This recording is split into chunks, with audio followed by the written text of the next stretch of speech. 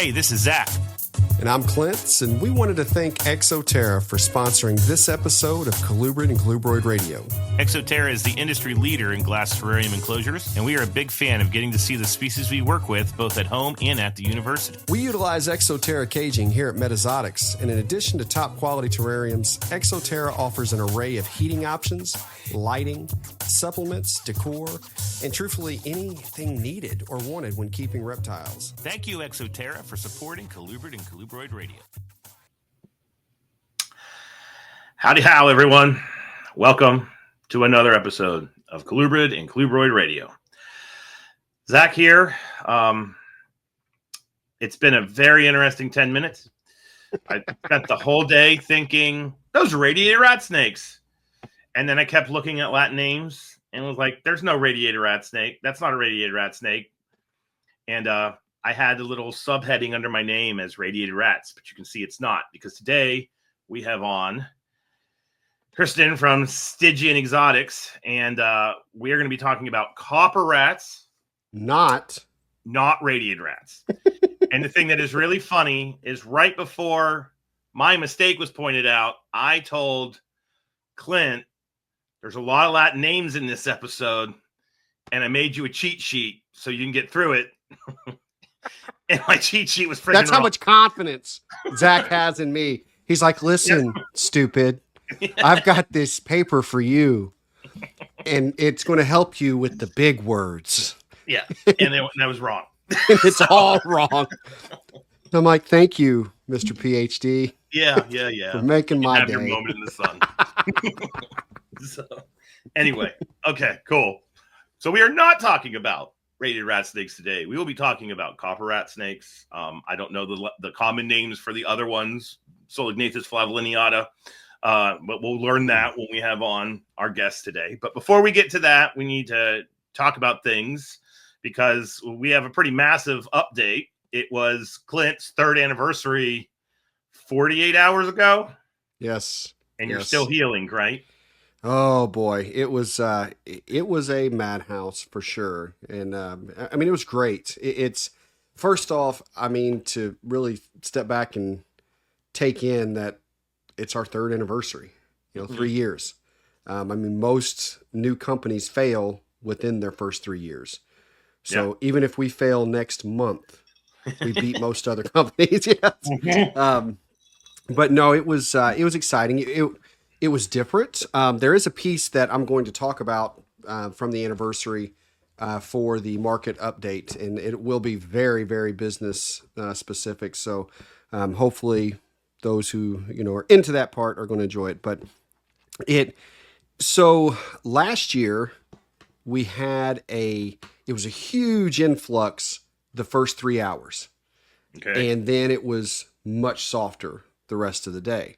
So it was like that rush to get in early. Yeah. And we still had, I did mention on one of our lives, we have finally reached lawn chair status, which means we actually had people sitting in chairs outside of the door waiting to come in. So that was pretty fun, pretty exciting.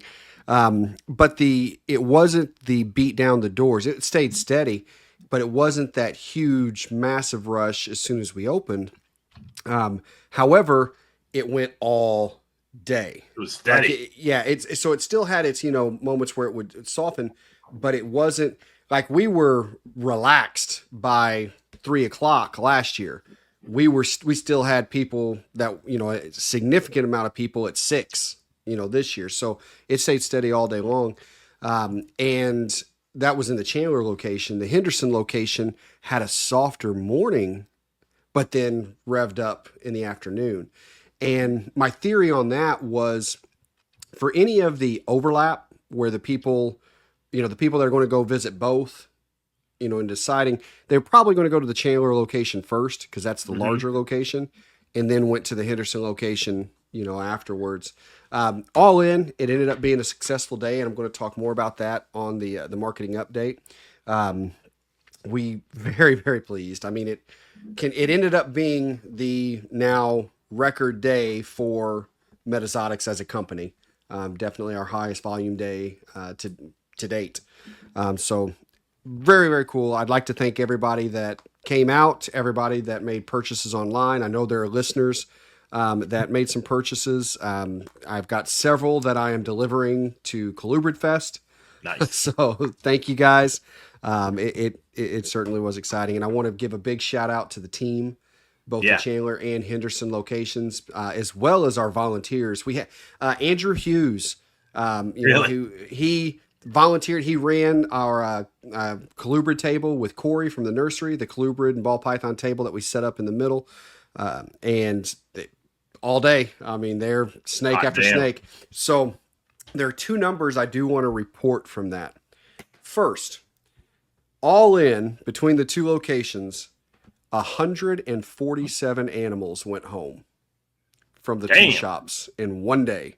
147 animals sold. So that was incredible.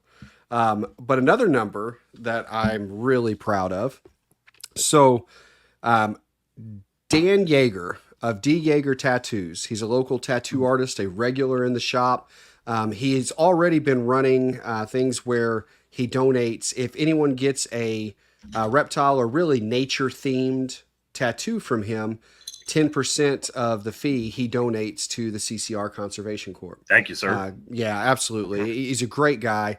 Well, what he did was he donated for a raffle. He donated a 6-hour tattoo session, which is a $300 value. And it was, just he wanted to do this for the CCR Conservation Corp. And obviously the anniversary date was a great day to come do that.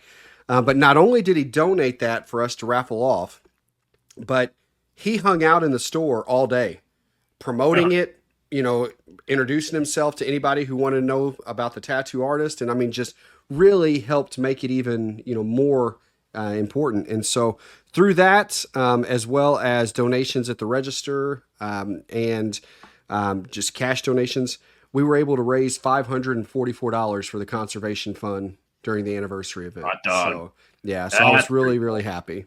Really, really happy about that. Besides the anniversary event, we had one really cool thing to me that I was pretty happy with. So there's this wild black rat snake. We have a managers meeting each Monday, and it's myself, it's Wendy, my wife, and she's usually taking that call in the rodent room while she's cleaning rodents. I'm in the office. Anna, she's taking the call remotely, and Ox is taking the call from the shop in Henderson. Well, we're in the middle of this meeting, and all of a sudden I hear Wendy go, "Snake! There's a snake!" And I'm like, what do we have loose? You know what I mean? Here we go.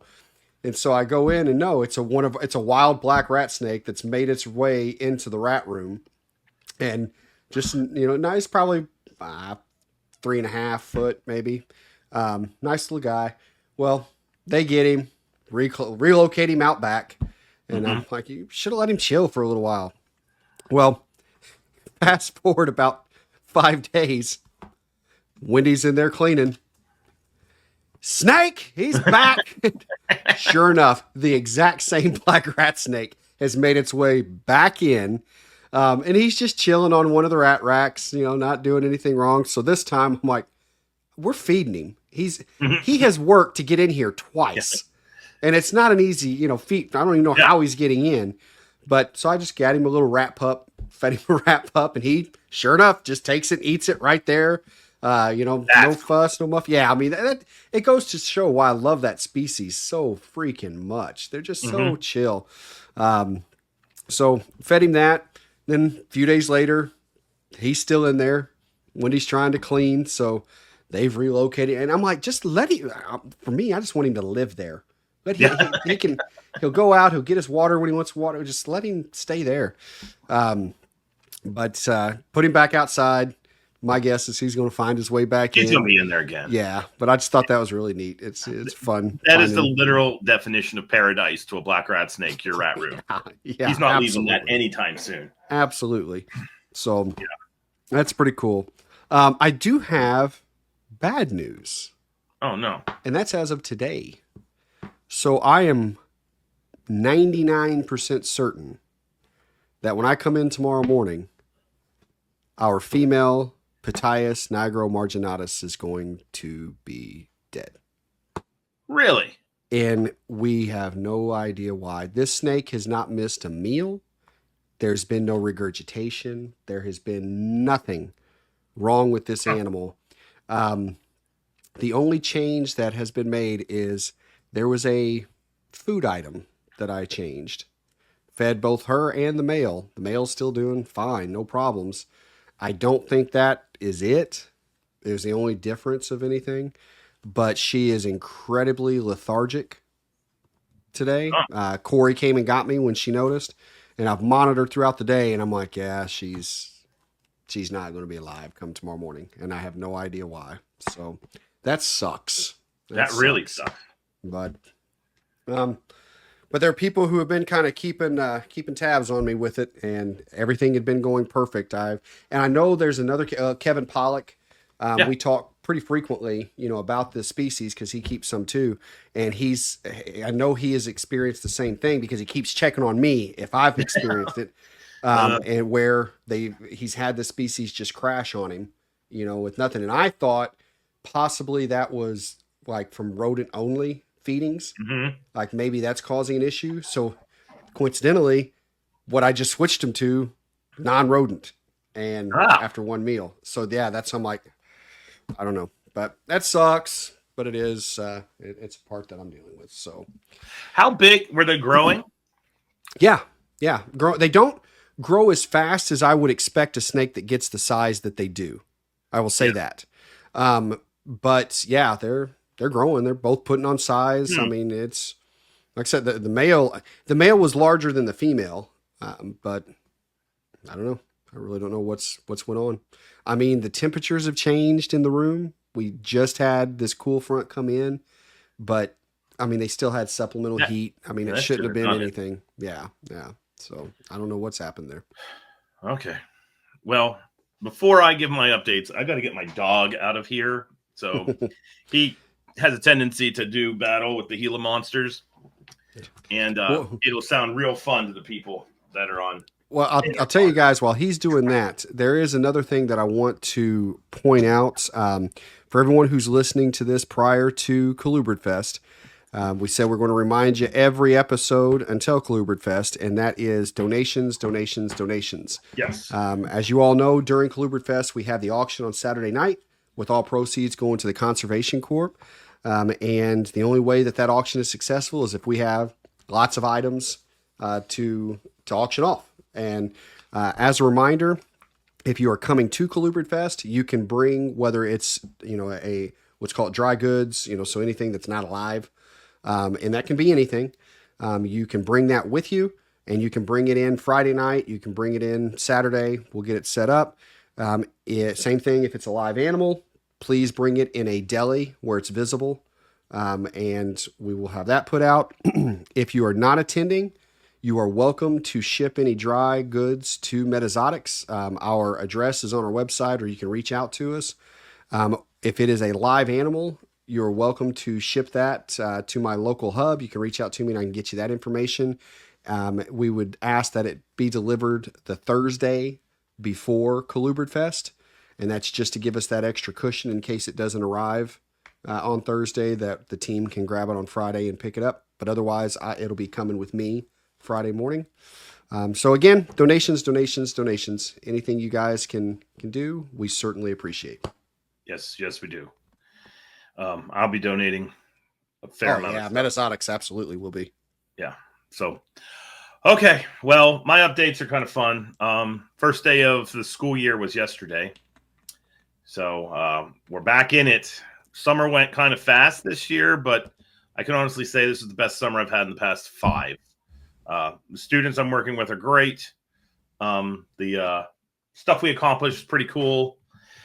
And I really wasn't usually I'm pretty friggin' tired the first week of school, which is not good, but that's not the case this year. I'm just kind of ready for what's happening. And to give people updates, because some people have asked me, I've started to post a little bit about it. I don't really talk about it much. I will be talking about it quite a bit on maybe the next 3-4 episodes. So I wrote a grant all the way back in 2019, which feels like forever ago, literally pre-pandemic. And that grant was to build at my college the Appalachian Aquatic Conservation Center. So crayfish side of my life, propagating the 2 federally listed species. It was part of their recovery plan. Nobody really knew how to do it. I said in a meeting rather infamously, I think I can do it. And then the next thing you know, they were like, here's $2 million, build a facility. And so that is coming to an end. On October 23rd is the ribbon cutting. So we're normally sitting here listening to Clint, who has like a date in an event that he's got to prepare for. Well, it's my turn now. And we, of course, have used Metazotics to furnish several of the we have a Snakes of West Virginia display that we're building. That's so and, cool. Yeah, the enclosures came from Reptile Basics through Clint. So good stuff on that front, but I'll be giving updates on that. And so I just have students building so many things. I taught herpetoculture and herpetology today, and I do a vivarium build assignment. And all the students that were in the class, I was like, hey, guys, you're building stuff for this center, and it's due on October 10th because we're ribbon cutting on the 23rd. So we got to make sure that, the vivariums with the backgrounds. We have a hellbender exhibit because we've raised hellbenders at the school. We got box turtle exhibits, spotted turtle exhibits, all kinds of things students are building. So it's going to be a pretty eventful, fun semester. And then obviously crayfish stuff. So that's my big thing. School started, but today I had a very pleasant surprise. The incubator is slowly but surely, coming to the point where it needs to be unplugged. But this wonderful snake was waiting for me in the incubator. So if you're looking at that and you can see it on YouTube, you're probably thinking that's the biggest damn ringneck snake I've ever seen in my life. But that is not a ringneck snake because that is our good friend Boruna maculata. And this is one of the few snakes in the book I wrote about that made me feel like a poser because I hadn't actually had them hatch out yet before the book came out. And now I can say I got one. There are 4 eggs. Derek, he's been around for quite some time. He's a student. He's graduating this semester, but he's really good at building stuff. So we keep him around for the summer to help us. He told me yesterday morning, which was technically the first day of school, hey, the Musarana eggs are pippin'. And I am not a cut kind of guy, but I was like, where are the damn scissors? We are cutting slits, not windows. We're just going to pop a hole in there so they get oxygen. So dipsadids are kind of notorious for hanging out in the egg for like a day or two. And the very first thing I did, I actually couldn't sleep this morning. This is the first time a snake has done that to me in a long time. I basically was like, well, I'm getting up, and I was at the school by 6, went to the incubator, and this guy was waiting for me there. So when I left school today, there were 2 more noses sticking out. And so I have one that's questionable, but the babies are already spoken for. I've worked it out with one of our former guests, David Deem, and basically said, you want them all? And he's like, yes, I do. I was like, all right, cool. Because I actually don't want to deal with them. I love them dearly, but I just don't have any desire with launching a freaking building this year, getting an Ophiophagus snake that's notorious to get going. So they're going to be going to good hands. But nice. That made me pretty freaking happy to see that I got at least one. And in the way I keep it, I got to get one and I'm done. My standards are low. So I can check that box off now. So that's pretty cool. It's funny. I get that feel. For me, with bamboo rats, so easy with coxeye, easy with laticinctus, easy with poulture. But as we all, if someone has listened to this show for a long time, they know I'm where Volante come to die. Yeah. I've produced one. And after that, I go, that's it. I don't need them anymore. No, I don't. I'm not having any more adults. That feather is in my cap. Get the hell out of here. No more Volante for Clint's. So. Yes. All righty. So, do you want to do the market update? Yeah, and what I'm going to do with the market update first, let's, we're going to let everybody know, obviously, that the market update is brought to you by the Show Me Reptile show. Mickey and his team, who are footing the bill once again for Colubrid Fest, doing a lot of things to make that happen. The Colubrid Fest t-shirts that are available, all from Show Me Reptiles. The award plaques, I mean, it's Show Me Reptiles is ensuring that all of that happens. So please support the Show Me Reptile promotion, Show Me Marketplace, give them a look, give them a browse, get some stuff listed on there. So, what I'm going to talk about today on the market update, it ties right in with my anniversary event. And I found myself explaining this concept to my team at the end of the anniversary event. And I thought that maybe for those who are either into business or even if you are in management in a in any retail establishment, this may help you understand a certain piece of business. So, okay, obviously we look at comp numbers, which mean comparative numbers. So you're looking to, and you want each day or time frame, year over year, you want to beat it. So you want to do more in volume each year than the year before by whatever percentage. So you want to beat comp, that comparable number. And while it's not the exact same date as last year, we changed it, by a week or two. We still were comparing ourselves to last year's anniversary event, that comp number. And as far as Chandler, the original store, compared to the anniversary event last year, we did not beat that number. So we fell short of the comp number. But there's anomalies that are now into effect. There's variables that we have to look at that are affecting that. And if we add the two stores together, we beat that comp number. And so when explaining this to the team, I said, we need to talk about cannibalism. Okay. Cannibalism within a company. So when a company adds an additional store or stores within the same market as an existing store, there's going to be cannibalization. And as a general manager of a location, when your bonuses or whatnot are affected by the sales of your set location, you can imagine how those individuals feel when a company adds another store that's anywhere within their demographic that is going to cost some of their customers that are accustomed to coming to them going to a different location, right? And I remember thinking that when I was a general manager, when they would talk about adding a potential other store in Evansville, I'm like, nope, won't work. You don't want to do that because I know I feel like it's going to split my customer base in half. Okay. Once moving into multi-unit and seeing a bigger picture, broader scale of the company, you understand that's not necessarily how it works. So first off, there are a lot of positives when opening a second location within the same market. One, advertising dollars. I don't have to spend twice as much in advertising because instead, all you do is add another address to the ads you're already paying for.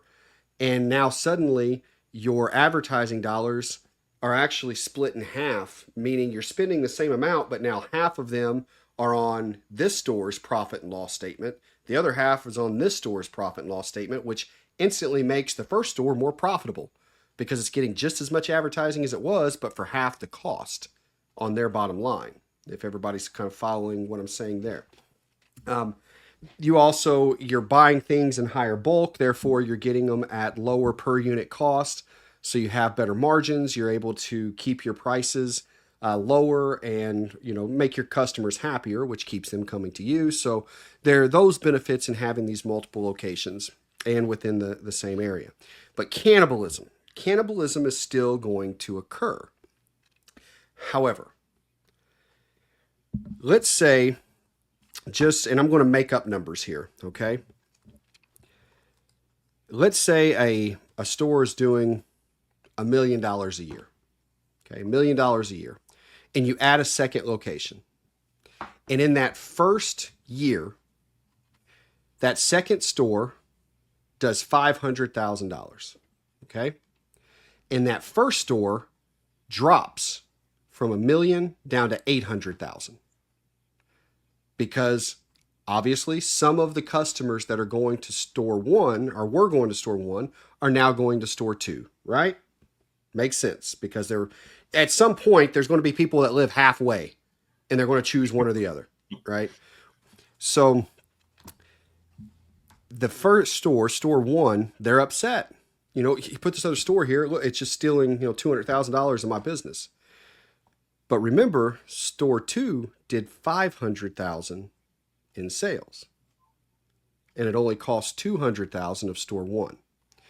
Now, you guys have often heard me talk about wanting to grow the pie, meaning I don't see other breeders and other individuals who are in our industry as competitors. They're potential customers, right? That's how I see breeders in the industry, those in the hobby. Within my area, that's not what's here. What is here that others could go to are the big box stores. Those are competition. Those, I don't want them in my sandbox. Okay, that different. So while I always talk about growing the pie within our local market, I want to eat someone else's pie. And so the point is, with that cannibalism, while it cannibalized $200,000 from store one, you ate $300,000 of someone else's pie in store two. Okay? Because again, it was $500,000 and only $200,000 of that came from store one. So when having this discussion with my team and we look at our anniversary results, all it would have taken, there's no doubt in my mind that at least half of the individuals who spent money at our Henderson location would have come and bought at Chandler if Henderson didn't exist. But only half. And if half of them would have done that, Chandler would have beat their previous year, would have beat comp, so it's showing that we're continuing to steadily grow, exactly what we want to happen. However, not only would we have beaten comp, but the other half of Henderson sales, as I said, we ate someone else's pie. We beat out the PetSmart and the other big players like that. So again, I know this isn't necessarily just reptile related. It's more of a business piece as a whole. But hopefully it helps kind of put things in perspective whenever you see a company, a business, whether it's reptile, pet, anything, putting multiple locations within a set market, because it continues to ensure that they have a bigger piece of the pie designated to them while keeping costs actually lower, even with, with marketing and all that, even with a certain amount of cannibalization that will take place. That's my market update for the day. Very cool. So, me being the nerd bucket scientist that I am, I will die on this hill. I really feel like economics, like you just explained, competition in an ecological framework. The resource is money, but in my world, it's calories. So anyway, no, that makes total sense to me. Right on. Yeah. Okay. Well, I'm going to do a science update. And science update, as always, brought to us by Rare Genetics, Inc.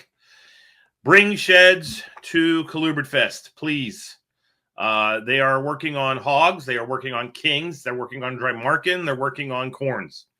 And Ben will be giving the first or second talk of the day on Saturday. And it is quite literally about misconceptions in herpetoculture with genetics. So I'm really looking forward to that talk. If you have your genetics questions and you're coming to Colubrid Fest, Ben is the guy to ask. If you don't have time to ask the question during the 1 hour session, They're going to be there for the weekend. You can totally hit up Ben later on in the day on Saturday. You can hit him up Friday night. You can hit him up on Sunday. So by all means, do that. And we are thrilled to death that our friends at Rare Genetics are coming to Kluber Fest. So inspired by our guest today and our effort to kind of get back to our roots, we have journal articles today. So let me get this up and going. That's the right one. So there's a genera of snakes. Oh, hit the wrong thing. Hold on a second. That are oftentimes kept. They're getting more and more and more attention, I think is the best way to say it, by a dedicated group of following, or dedicated following, sorry. And that's the genus Zamensis. And the genus Zamensis has the Asclepian snake. For those of you who have seen the kind of medical staff with the snake that's going up it, that's the snake that is represented there. It's a species of snake, lives in Southern Europe, makes its way out through Middle Europe, into just barely into East Asia, West Asia. Sorry, there you go. But I wanted to talk a little bit about how you take a food paper and correlate it to your husbandry practice. So when I was trying to find a paper relevant to today's discussion, I found the following, which isn't necessarily relevant to today's species, but it's plugging another text we may not necessarily get to talk about today. And so here's a pretty decent paper. There we go. Food habits of Zamensis longissimus. And so with this being said, when you read these papers, one thing I would really like to drive home is a lot of times they are not, like, English was not the first language of the people that were writing the paper. Be chill with this. As a guy who wrote a book on South American snakes and had to take, I cannot tell you how many articles written in Portuguese and translate them in Google Translate. I totally understand why you get little kind of flubs with the English translation. There's my favorite line in this. I don't know if you can see my cursor, is 116 victims were recorded.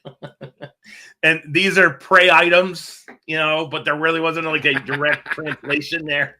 So anyway, victim, prey item, it really does kind of work if you think about it. I might put that that's from now on. That's how we're describing it here at Meta. Hey, can you thought about 100 victims for us? There you go. So anyway, with this particular paper, this is kind of your classic snake food habits study. You'll be shocked if you actually start reading these papers a lot. And by the way, I should back up. This is by Najbar, and it's published in Vertebrate Zoology. Title of it, for those of you in a car, Food Habits of Zamensis longissimus in, holy Christ, Bizaty, southeastern Poland. So there you go. Okay. And so when you get there, obviously you got the abstract. You can tell immediately upon reading the abstract if this is a translated paper from another language. In this case, it is. So just have fun with it. Don't be uptight. It's fine. All's well. Why am I saying this? Because yours truly has been in a couple of Facebook groups lately. I've gone into that dangerous no man's land of doom and villainy and have literally seen people flaming this exact scenario for no other reason than it just has to make them feel good. Like, what the hell? Okay. So this is a great paper because if you're keeping the species, it's highly likely that you are probably feeding it one of two options: a rodent diet, a fowl diet. Okay. Fowl being chicks and quail, rodent being rats and mice. And so what they did with this study, getting back to what I was initially saying, is it's your classic road survey study. We see big plastered snake on road. We're a herpetologist, so we have to stop and peel it off the road. We throw it in a freezer. We then, when it gets cold outside, probably pull those things out of the freezer, get them ready to prepare them as specimens. And since they're kind of mangled anyway, we cut them open, pull the stuff out of their stomach, see what's going on. And so that's exactly what was done in this study. What I love about this is there's this nice little introduction.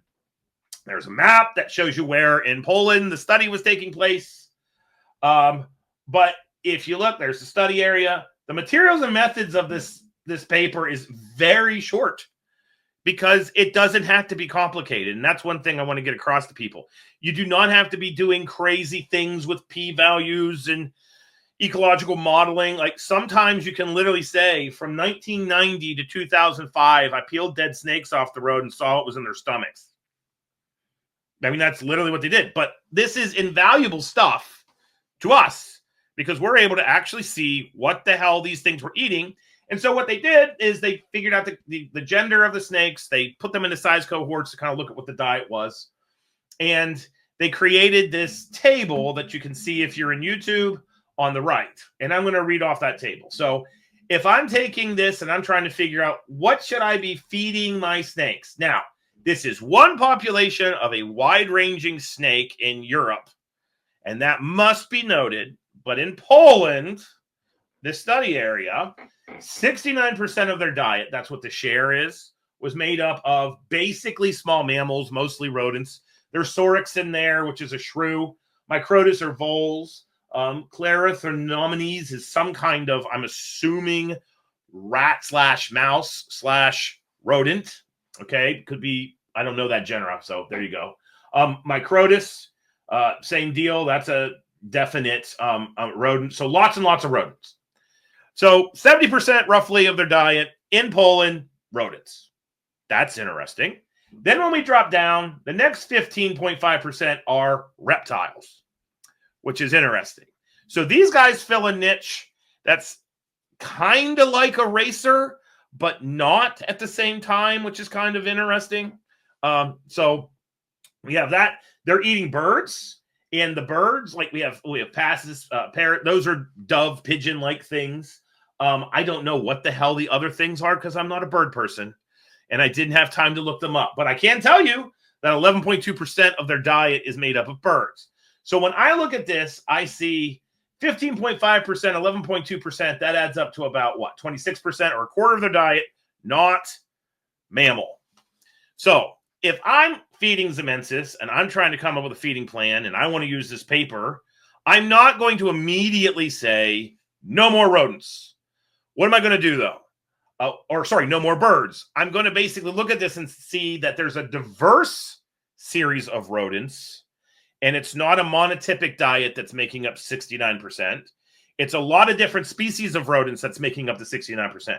So it's probably well within reason to take that data and think, okay, I can feed mice. I can feed rats. I might want to get the occasional gerbil.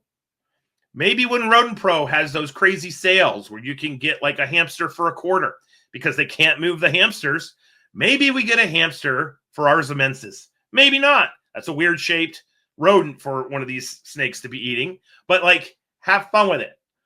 But one thing that I've noticed happening with food studies in recent memory is that some people have found the food study and they have kind of like weaponized it. And there is no reason to freaking weaponize a peer-reviewed article. Don't do that. And this is coming from the guy who writes them. If anybody has a right to do that, it's me. And I don't do that because I'm a scientist. Because guess what happens? Somebody could do this for the Zamensis in, I don't know, Germany, Spain, Greece, and find out that those percentages are completely different. So this is the fun part of herpetoculture. Let's keep it fun. That's the point I'm trying to make here. Let's not like take ourselves overly serious. But at the same time, this makes your snakes a little bit cooler. And it makes you kind of come up with a plan that is based in some scientific information. So that's paper number one. But paper number two is kind of fun. So I've talked about this journal a lot on this on the podcast. I love this journal. Most of the articles are free after they've been posted for a year. So you can go. It's open source. You can just read and read and read all you want to do. And it's herpetology notes. And so when I was given this a gander, I love the title of this paper, Mate Today, Gone Tomorrow. Male on female cannibalism, Jesus, in Zemensis longissimus in North Wales. So the Asclepian snake in Great Britain is not native. They were released into North Wales and they have established themselves. And they are now, I believe, if I'm wrong, my people in Britain, Ireland, Scotland, correct us, Wales, obviously. But I'm fairly certain that this is now the largest snake by mass that's in Great Britain. And so when you introduce a large metacarnivore as an invasive introduced species, we could have a problem. And so what has been done is these snakes are starting to be studied. And so in this particular study, I believe one of the guys from Herpetological Highlights, awesome podcast, give that a listen. This is part of his graduate work. They basically wanted to see how are these snakes acting in their introduced realm. And so they did exactly what we did in Iowa. They caught some of these animals and they slapped a transmitter in them and they let them go. And what was really cool is their study is in like a neighborhood. It's not out in the middle of some majestic, field site. I love when people do this, by the way. It's basically a community that's in the country. Like they talk about in this paper that one of the snakes was found underneath a black tarpolium, i.e., we were in some guy's backyard and we picked up the garbage and there was a snake. That's what was going on.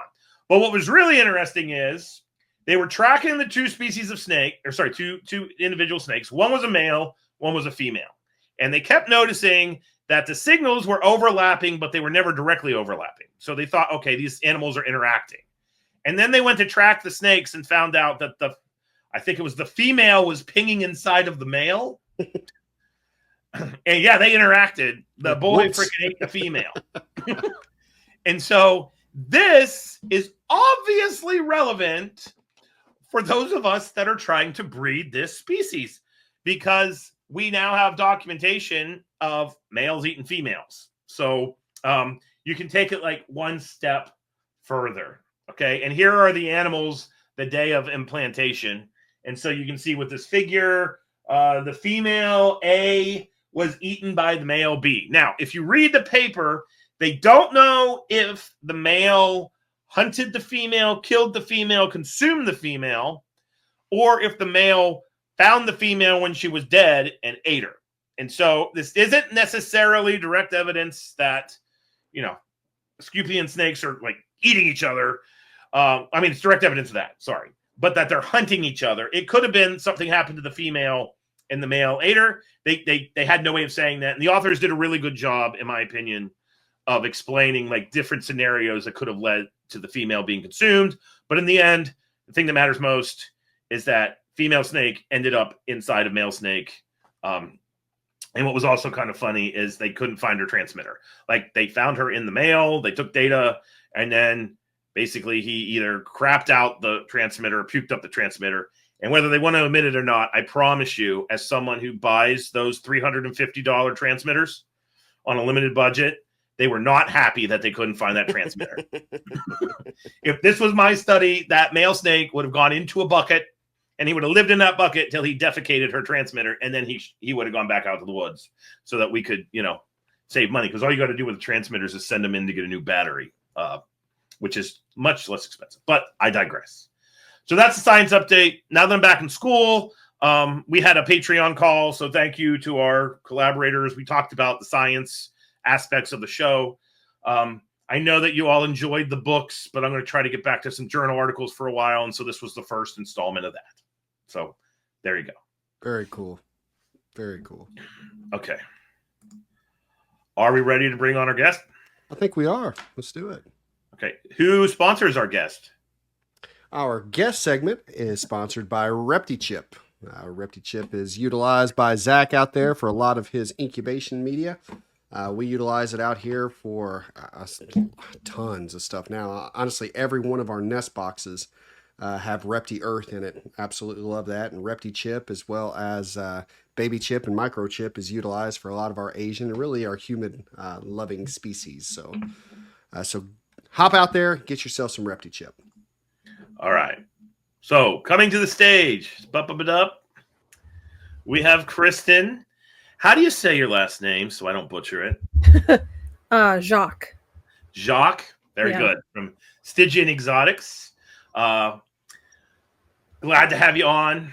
You should have been on sooner, in my opinion. But I'm gonna truly enjoy this one. Clint is too. Yeah, absolutely. Because we're talking about species that we don't normally see in herpetoculture and how you get them established, and you've done quite a good job with the genus Solognathus, and some other oddballs, which we will be talking about here shortly. So with that being said, it's kind of, since this is your first time on the show, we always love to hear backstories. So how in the world did you end up with such a badass, eclectic collection of snakes? There has to be something in your foundation as a herpetoculturalist that made you think, we're going to talk about colubrids today, but you also breed Candoya, which is one of my absolute favorites, and you get them to live. Yeah. That's the other thing. I've had a couple litters drop here, and they unfortunately did not live. So, yeah, but that was due to keeper error on my part. So, anyhow, so how did you what's your inspiration? Where'd you start, and how'd you end up where you're at right now? I started at a pet store, when I was young, back in like 2000, and I didn't have reptiles growing up. That was never a thing really in my lifetime. But when I started working at that store, it was like we did a lot of like in-house breeding of like various monitor species, and we had like groups of lizards and snakes, and there were like hedgehogs, and so it was like a lot of different exotics. And that was like my first exposure to to reptiles in general. And I like went full hog. Like my first my first reptile was an emerald tree boa. Man. I know, I went right in. And I had her for a long time. She was an amazing snake. And I had black roughneck monitors right away. I had a BCI right away. So I started hard and fast. I don't know. And we were keeping Gila monsters for a while. We had a colony of those, and we were doing some various projects. And back in the day, like I started a lot with like sand boas too. That was always in my history. And we had life happened and stuff. I ended up exiting the hobby for a couple years, and then I came back to it like 2 or 3 years later. And I really have just kind of tipped over the edge into like the colubrid stuff and the weirder stuff. I've always been, and I think this is I don't know if it's a personality flaw or what, but I've always been interested in like puzzles or like, I find myself bored, and I don't mean this in like a negative way of like, this animal has been figured out already. And to me, something about that with my personality just doesn't draw me in. And so I love the idea of like nailing something down and like really figuring something out and seeing what works and what doesn't, and collaborating. I collaborate with, people that I consider like really good friends now. And, so there's a lot of that I enjoy. I definitely feel like there's like a very satisfying social connection you get by talking to other keepers who are into those kind of, it's not crocheting, it's something weirder, or whatever. It's it's just another aspect to explore with somebody and have, friendships with that are meaningful. But as far as like getting into like genuinely like the species that I have now, which is like maybe a little bit weirder or less common, it's just I remember years ago, like looking at pictures of Candoya and being like, God, those just have like the coolest eyeballs. And just really like, I just remember that moment and being like, I got to get it. And like, it was like someone pushed me over the edge. And for a long time, I was like, never colubrids. I was like, I'm not keeping those. Really? Because of the egg thing. I was like, I'm not doing that. I'm not doing the broodmating and all that. I was like, because it was intimidating. I hadn't done it before, and not since like back when I was like incubating monitor eggs and stuff. So it's not like I couldn't do it. It just, there was something about it that was like, it felt like a hurdle. But they got me in the end, you know. So, Oh yeah, they did. yeah, I don't know. That's all it takes. You get that first one. And Yeah, then it's, you know, you're hooked. Yeah, you're hooked. I know. And it's funny because one of the first colubrid ventures I got into was keeping bamboo rats, and I remember you had said that like you don't really enjoy them. They just don't. No, do it for you. Volante is. I do great with all of them except Volante. That's funny. See, I kept them for a while. I didn't really care for them very much. I ended up moving them on, and my house gets too warm to really be successful with them too. And I don't have a good basement, you know, so it just didn't work out in my situation. But that really definitely inspired that interest. And then I'm one of those people that really likes to, like, I'll hop on iNaturalist and just literally be up on it until like 4 a.m. looking at photos and what locality is this like, and so obsessing over new species. And then I'll do reading, I'll pick up books, and I don't know, I find that stuff fascinating. There's something to be said about taking on an animal in this discipline, herpetoculture, where it's not arrogance. I don't think it's arrogance. It's a weird form of confidence. There went the lights. But where you go into it and you're like, I can do this. Yeah. There's going to be some failure, but that's okay because it's going to make me learn, and I'm going to come out the other end a better keeper. Yeah. And then when that whole arc actually happens, to me, there's like nothing better. Like that boy Runa baby today. Yes. I was like a 13-year-old boy bouncing around in the damn room. I've got these helicops now, which I don't even know what the hell the common name for those are. The South American water snakes that are basically like homolopsids from Southeast Asia that Mike Clarkson would keep. And, you know, I bought those things and got them here, and I've read everything I could get my hands on with them. And they're basically like they live in tubs full of water. I don't even have them on land. And there was a part of me that was like, this is either going to work or this is not going to work and everything's going to die. But everything in my body is telling me it's going to work. So I went with the hunch, and they're like growing and shedding. And like that to me is so much cooler. Yeah. Than, you know, just getting something and doing the kind of status quo. But I also need that in there too. That's what keeps me sane. I don't know. It keeps you sane. No, I agree with you. Absolutely. To have that like baseline of like, okay, I know I'm not going to screw this one up. Yes. While I experiment with this.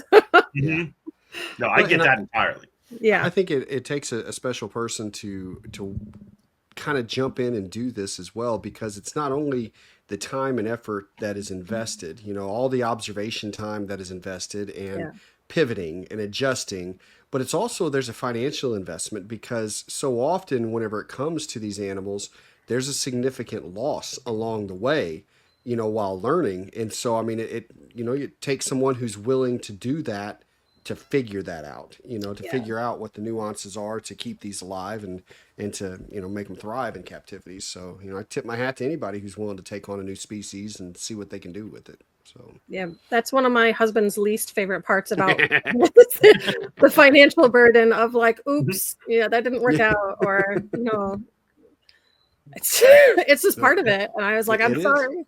I have to go in sometimes and I'm like, I'm sorry, but I already did this thing. Don't kick me out. You know? Yep. Yeah, know about that. I've always said that the best way is just have so many snakes that, you know, your partners, they can't tell if there's something new, or it's like, I got to the point I could bring in 20 snakes and they're like, nobody knew. You know, it looked just as busy down there as it was before. So. Yep. I have definitely done that. Like, you didn't notice we had these 10 new snakes? Yep, exactly. Oh boy. Okay. So then, go for it, dude. I was going to say, so the species that you're working with now, can we kind of list those out a little bit for the audience? Yeah. Do you want me to go through like? However you want. You can do non-colubrids and colubrids. That's fine. Yeah. So as far as like colubrids go, I have Zamenis longissimus, Setula, Persicus. I have Solognathus helena, and then Helena monticularis. I have Solognathus flavolineata. I have Oxyropus Fritzengeri, Pseudoboa coronata. And then I have some house snake species. I have like Aurora house snakes, and then like some Uganda greens and stuff. Now, for the ones that you were listing in the beginning, not for anyone on this podcast. No, but for those listeners who may not know what any of those terms were.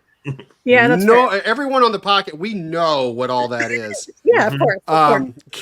If there are some common names, can you toss out for the listeners? Yeah, sure.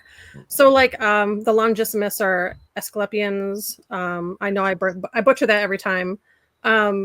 The Citula, and if I'm not mistaken, those are the ones that are pictured on the medical symbol, correct? Yeah. So those that whenever you see that symbol outside of like a hospital that's got the two snakes intertwining around it, that's the species that's depicted on there. Yeah. And I have melanistic and normal ones. And I have like a high color line that I'm trying to get out. And then I have a high pattern line, which is they have a tendency to lose their white flecking as they grow, and they sort of they become like dual toned, but some of them rarely keep that like white speckling. It looks like kind of a starry night down the butt. Very cool. And, so neat, it's a project I'm working on. Obviously, it's a way off from being something I can like put out there, but those are kind of the projects I'm working on with those. I have more of those than I thought I would ever have.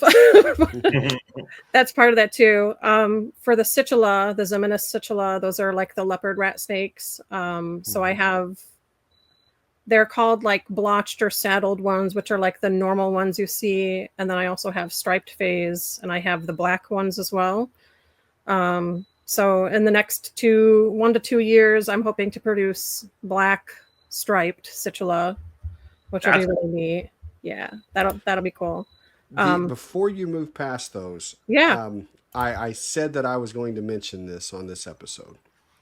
So, to tip our hat to your character, Kristen. Okay. So, Andrew Hughes. I don't know if that name rings it.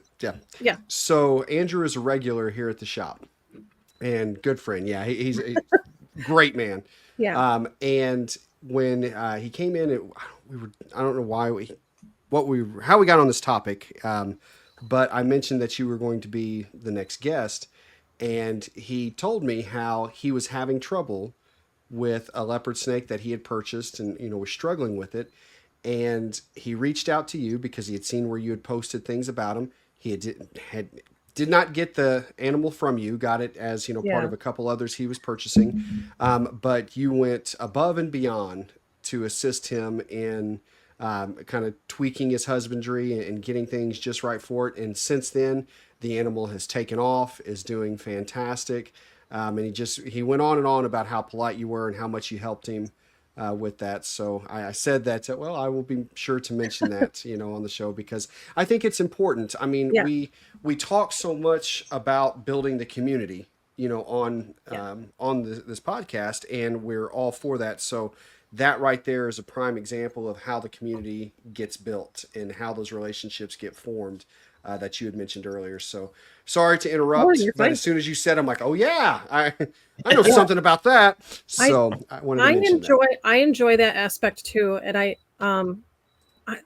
I hate the sense that sometimes you get that like some of these people sort of gatekeep their knowledge once they figure something out, and then they kind of withhold it and they don't want to release it until like either you buy from them or like some very specific settings, or sometimes you just have to like, they're very closed off. And I there's a line, because I don't want to get too far into it, but there's definitely a point where like, yes, it is time consuming to talk to every person who reaches out. And trust me, I get inundated with messages about Candoya. So it is a skill you kind of have to like learn how to balance, because I do want to help. I want to be like, I recognize that I have done enough of work in these areas where people do come to me with questions. And so it's this like, so like with Andrew, like he's so personable and easy to talk to and very like fun and dynamic, and like we have good conversations, and he didn't come at me and go like, some people will come and treat me like a Google search engine, and they'll just say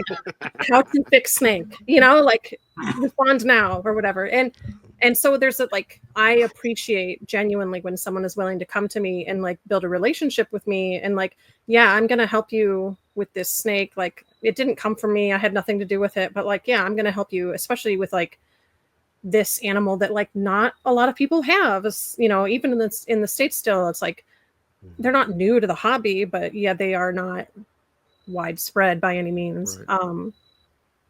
I don't know. I find value in that. And I do wish that more people did, because I definitely, I'll get from people like, oh man, so-and-so just brushed me off. So I really appreciate that you were willing to talk to me.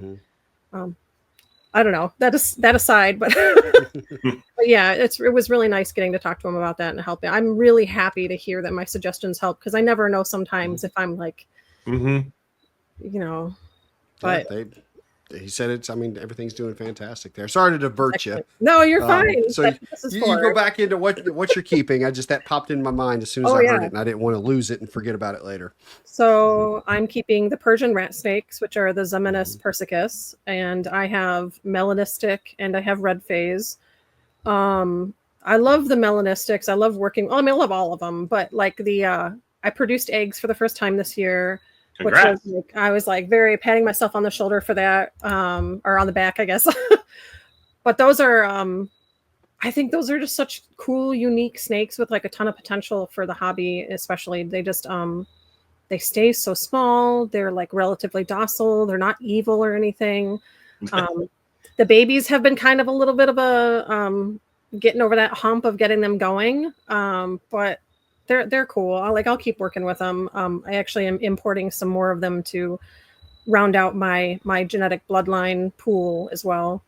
So let's see. I also have, so another one of my big loves is trinket snakes, like the Solognathus Helena, and then Helena monticularis. And I don't know if you're familiar with like the differences between those.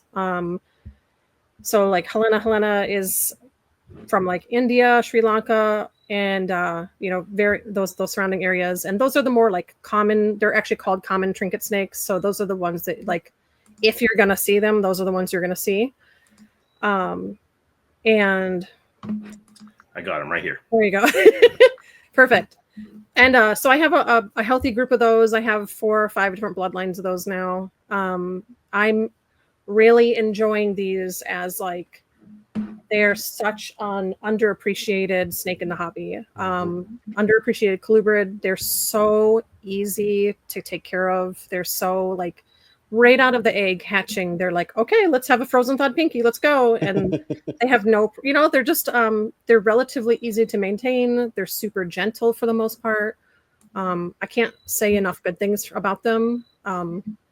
I'm hoping eventually that like the albinos and the hypos make their way over to the States. I don't even know if they're in captivity at all, but they've started like pictures have been taken of them in the wild. So I'm like, at some point. So can I ask a quick question? Yeah. Is this the copper rat snake? No. Okay. I don't know why I am so hung up on it. What is the trinket rat snake? Yes. Okay, cool. So this is the common trinket, and then the Helena monticularis is just another subspecies. There we go. There you go. Yep, perfect. Those are 2 of my males. And my trio was produced by Klaus Dieter Schultz. Oh, wow. Wow. Yeah. That's a big deal to have that. Yeah, that's really neat. They were the last clutch of them he produced. The parents of them have vanished I haven't been able to track them down. I haven't been able to track anyone down that has these in captivity still. They have been incredibly difficult to get eggs from. I'm still trying. I'm tweaking things. I'm trying to figure them out. I'm doing different, like, that's a whole other conversation, but they're not straightforward. Whereas the common trinkets, you literally put them together and they go for it and they produce eggs. These guys I'm really struggling with. I've gone so far as to like make sure I submitted sheds to be like, do I actually have a female, you know, and all this. And when I do, it's just they wrestle, they roll around, and the males will combat for her. And I'll find them locked up, and it's just been a challenge. I haven't received eggs yet, and I've been trying for a couple of years now. So I'm starting to get to the point where I was like, if I can't figure this out in the next like half a year to year, I'm really going to be like doing crazy stuff to try to like, I don't know. So yeah, they're amazing animals though. I think they're absolutely beautiful. And I would love to be able to produce any and share that, but I don't know. They're those are from like the Western Ghats in India. Sorry. And they're protected obviously, and you can't export any more of them. So it's I'm really like, I can't let these go. You know, I can't miss this opportunity. Say no pressure, huh? I have a quick question. Yeah. Do pitayas live alongside them? Do you know? Is that? I think they do. I'm not super into those snakes, so I'm sorry I don't have a ton of. Well, that's fine. Yeah. Whenever you see a documentary on king cobras, there is the obligatory scene of them eating a rat snake. Mm-hmm. Okay. I am always more interested in the damn rat snake that's being eaten than the king cobra. Yes. And so I've often wondered, like, these have to be on the menu. They are for them. Okay. Yeah. Cool. I have seen photos of them being eaten by other snakes. Okay. Which is in birds and all kinds of. Very cool. We don't want them to be eaten. We love them. No. Sorry about that very dark twist. I don't think we've ever done that twist. I'm not going to feed mine off to anything. Okay. If I could get them to reproduce, though, that would be wonderful. Absolutely. And then we have this one. Yes. Correct? Yeah. They're the black copper rate. Oh my God. I'm going to verbal typo all night now. Black copper rats or yellow striped. They call them like yellow striped racers sometimes. Yeah. Mm-hmm. Those are man, those are one of the snakes that like I have been drooling over photos of them online for years, forever, right? You know, it's one of those like, God, I wish I could just have them in my hands. Well, as luck would have it, I have one in your hand. I know, right? I have just the right connections with the right people that I was able to get my hands on them. I picked up a group of let's see. So it was like 7 initially that I had, and 2 of them passed away within the first week of arrival. They were already goners, you know. And the rest of them are just absolutely doing amazing.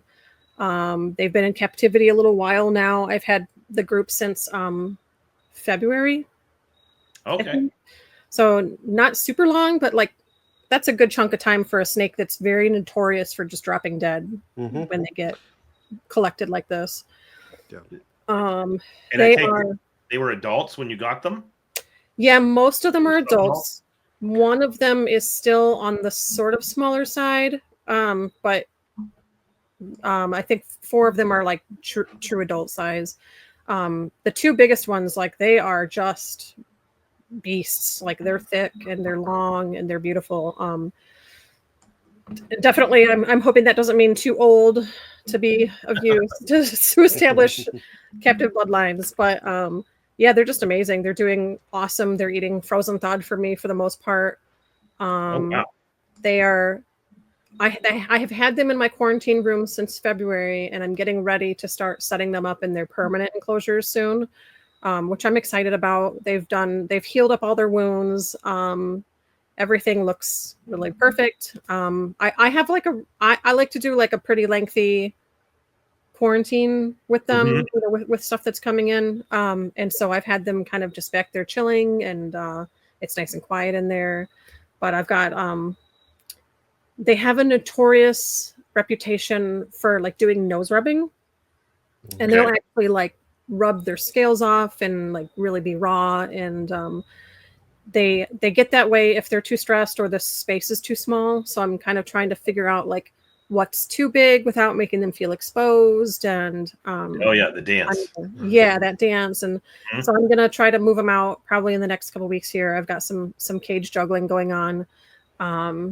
so that'll be really exciting. I'm looking forward to that, and really giving them more space to do more like natural behaviors. Like I want to be able to provide like actual nesting sites and things like that. Whereas like right now they're just in like quarantine tubs where like it's dark and it's safe and humid and it's not extravagant, but it gets the job done, right? I'm going to want to ask you about your procedures with that in just a second. But before we do, for those who are not getting to see this and are listening on Spotify, I want to kind of, if you've not seen a copper rat snake before, I kind of want to describe this to you, at least how they appear to me. So the stripe that that we're referring to, it's not what you're typically thinking about whenever you hear, when a snake is striped, because it's not like a solid straight stripe down the back. Instead, it is, first off, the color and even the tones on this animal. To me, it almost looks as if it would, if you don't look at the head or the back third of the body, but just where that striping is, it's as if it's a mandarin rat snake stripe. The way that yellow is bordered by the black, if you pictured that on a mandarin rat snake, instead of it being the diamonds, and if that went into a stripe pattern, that's kind of what this looks like. But it's almost like the stripe is, imagine if it was painted down the back, instead of that uniform, crisp, striping, it's kind of squiggly striped down, right down the dorsal. It is a yellow, but it's kind of a muddy toned yellow coloration. Not like a vivid bright. It's a pretty, don't get me wrong, pretty yellow, but it's more of that kind of tone and bordered by black on both sides. So very interesting, with what I would describe as a somewhat digital pattern on the sides. Kind of a little bit of gray, black, and white all toned in. Now, some of them can be much more clean with these very vivid black and white. I don't know what you would describe that pattern as, that kind of breaks along the sides. And then eventually it fades back into roughly, I'd say, the back third is where you kind of get that dark black tail look, kind of like a Carinata does, where it goes to very, all the coloration and then boom, that, kind of darker end. But a very, very cool looking animal. So I just wanted to give those who are listening, it's somewhat of a visual representation so that they can kind of get an idea on what we're talking about. Go ahead. It's interesting too, their coloration, because the whole issue with them is that when they get imported, they come in like a really wide range of colorations. And I don't know if you've read too much about them or looked them up too much, but there are like, some of them are almost solid yellow, but like really, there's like very low contrast. And then there are some that are mostly black or mostly gray. And the coloration that these are is the rarest coloration, is my understanding of it from everything I've read and seen imported. There's a lot of debate about what locale they come from, because you get different information depending on what you're looking at. Like if you're reading like the old textbooks and stuff, they say very clearly like this coloration comes from Vietnam, and then I've had people be like, well, that's not true, they can come from this and this and this as well. And so I do think there's some truth to like you can find this coloration more spread across, but it seems to be more localized in that like Vietnamese area. This group was collected from Vietnamese and exported, so I do know that these came from there. But it's an interesting thing, because I have seen a lot lately too, where they've had groups of like the babies will come in and they all look basically the same as hatchlings, and then they grow up and look different depending on what you get. And so I've had people come to me and be like, I bought these because I wanted what you have, and I didn't realize they could also turn into this. And I had a local guy tell me, he's like, I saw them on your Instagram, and then I went and ordered a bunch off my export list or whatever, and they all came and they were all black. And I was like, yeah, that's like 99% of what gets imported is that like darker coloration. So it's just kind of interesting. I would advise you to be careful, to anyone listening, of just blindly ordering them, because they definitely, it's hard to get your hands on this coloration. Has anybody bred them in the States, the Flavolineata? In the States, I don't know. Oh, I think that the circles had some at one point, but I don't think their eggs made it. I can't remember what they told me about that. I think their eggs weren't fertile or something. They didn't go the distance. I could be wrong. If I'm wrong, someone correct me later. But other than that, there have been a couple people that have produced them like overseas, and I have reached out to them for information. I had there's someone I follow on Instagram that just hatched some out, not this color form, but like the one that's more common. So we've talked somewhat about them, and yeah, they're just not. It's not easy to get a lot of information on like captive care or captive experiences with breeding them at all. Well, that is a perfect segue. Hold on. Before we get into that, I want to hear about your quarantine. Okay. I think that'd be a great start before we get into overall care of them, because obviously this isn't the only species of wild caught animal that you're working with to establish. So, and this is something where actually we talk about this, I don't want to say regularly, but on this show probably more so than others, because we have been talking about establishing new species very often, and there are different methods with different individuals. So that's why I'm asking, not that there's right, wrong, anything like that, but how do you there's definitely, let me rephrase, words are important, right? So there are definitely wrong ways to do it. There are more than one right way to do it, I guess. Different methods. So whenever you get a new animal in that's obviously wild caught, take us from there. What does it look like for you? It definitely depends on species, but my overall approach is like the least hands-on you can be with them, the better they're gonna do. Like those people that are in there all the time, dicking around with them, getting them out all the time when they're trying to like shed and eat, and like, oh, they're not eating, but here I'm taking a bunch of pictures of them to show, and Right, it's like, leave them alone. But I like to practice, like they go into, I have a room that's set up in the back of my house that's super dark and very quiet. The kids don't go back there, the dogs don't go back there, so there's no like movement and funky smells or anything like that to stress them out. I wish I had like an extra, like an outbuilding or something, but this is just how it is. So I have a curtain up in there, so it's nice and dark and quiet. And I have a tendency to just like when I'm doing husbandry in there, I go in there with the lights turned off, I do it quickly, and I get out. I don't love it, especially at first. I just really, I don't think they benefit from being harassed and stressed out like that. I will say, like when these showed up, they all had mites. They were covered in mites. And I was like, oh no, oh my God, of course. I'm willfully bringing them into my home. I know, right? Hooray. So you're gonna laugh at me or I don't know. But so we unpacked them on the front porch, and I sprayed them all down, and I had already, because I'm smart, pre-treated all my setups and stuff. Yep. I pre-treat all that stuff with Pam, and it's all been, I use hydrogen peroxide, I use bleach, I use all this stuff to get it sterile and ready to go. So all I had to do was plop the animals in. So I'm outside rubbing them all down with mite stuff. I'm getting bit, and they're all mad, and it was a whole ordeal. But the mites were eradicated like basically that day. I also treated them with ivermectin, which is like, please do your research if you're going to use it. There's appropriate ways to use it. And I was like,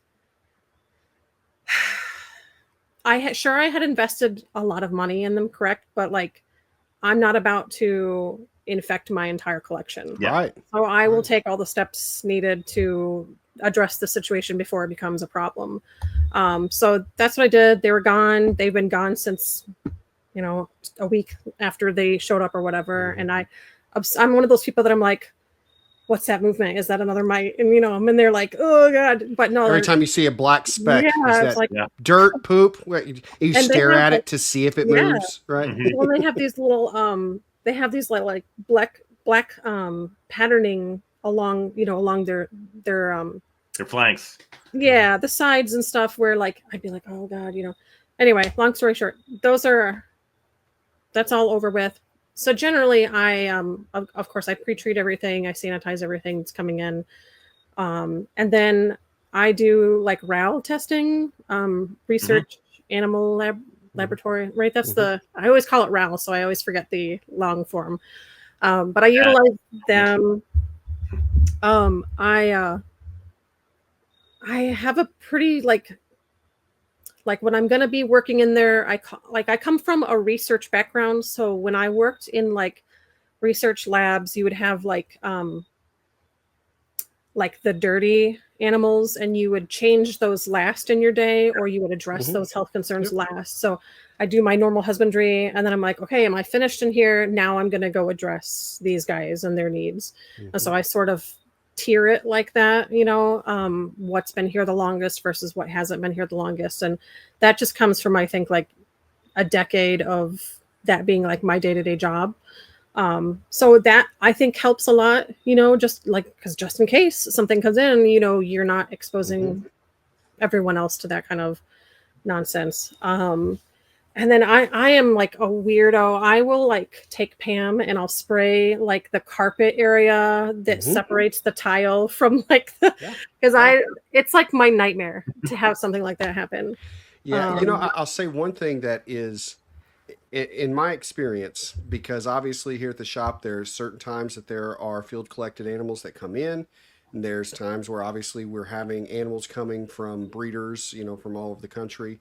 And the one thing about mites coming in on anything wild caught, those mites tend to perish easily Yeah. with most of the reptile mite preventative products that are out there, Pam being, the go-to, and it works very well. It's the mites that are on the captive bred animals that have been in captivity for, generations and have become resistant to the stuff that are the big problems. Yes. So yeah, it's one I would much rather see a mite come in on something that is field collected than something that is captive, because it's like how big a deal is this going to be?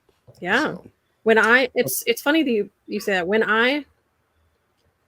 don't have to go into this too much, but when I started out, right before we got out of things, we had a mite infestation in our house, and this must have been, oh god, like 2004 or something. And like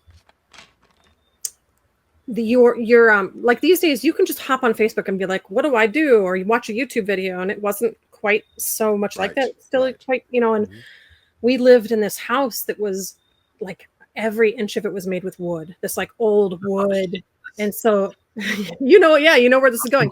I lost thousands and thousands of dollars worth of animals because we could not get rid of it. We got this infestation and it killed all these amazing animals that we had. We just couldn't get a handle on it. And eventually it burned me. It burned me so bad that like that was one of the big reasons we kind of stepped out for a little while, because I was like, I can't do this. This was really an awful experience.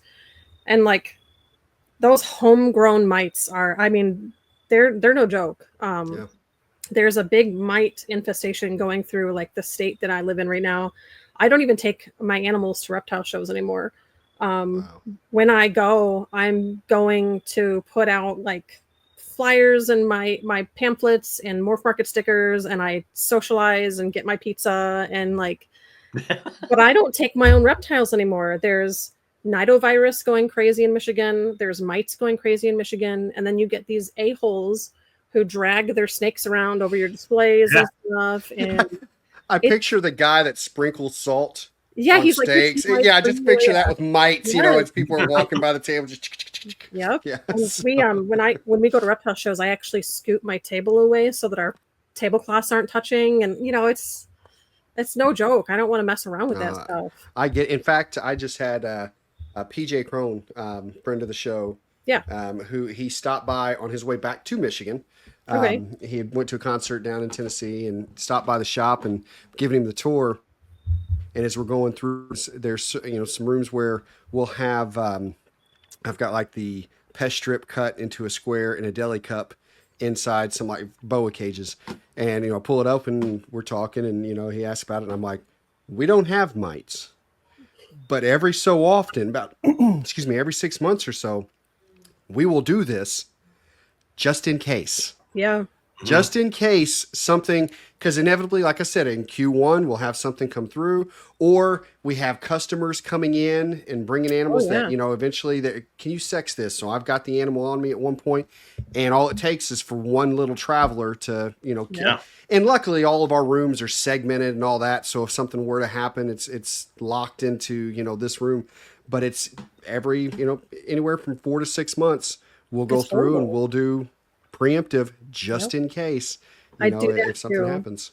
I actually pre-treat all of my cage. Like I'll go through and probably I would say every 6 months or so I'll refresh like all the PAM basically, because just in case, and there is a lot of people talk about like, is the overuse of that kind of stuff making them more resilient?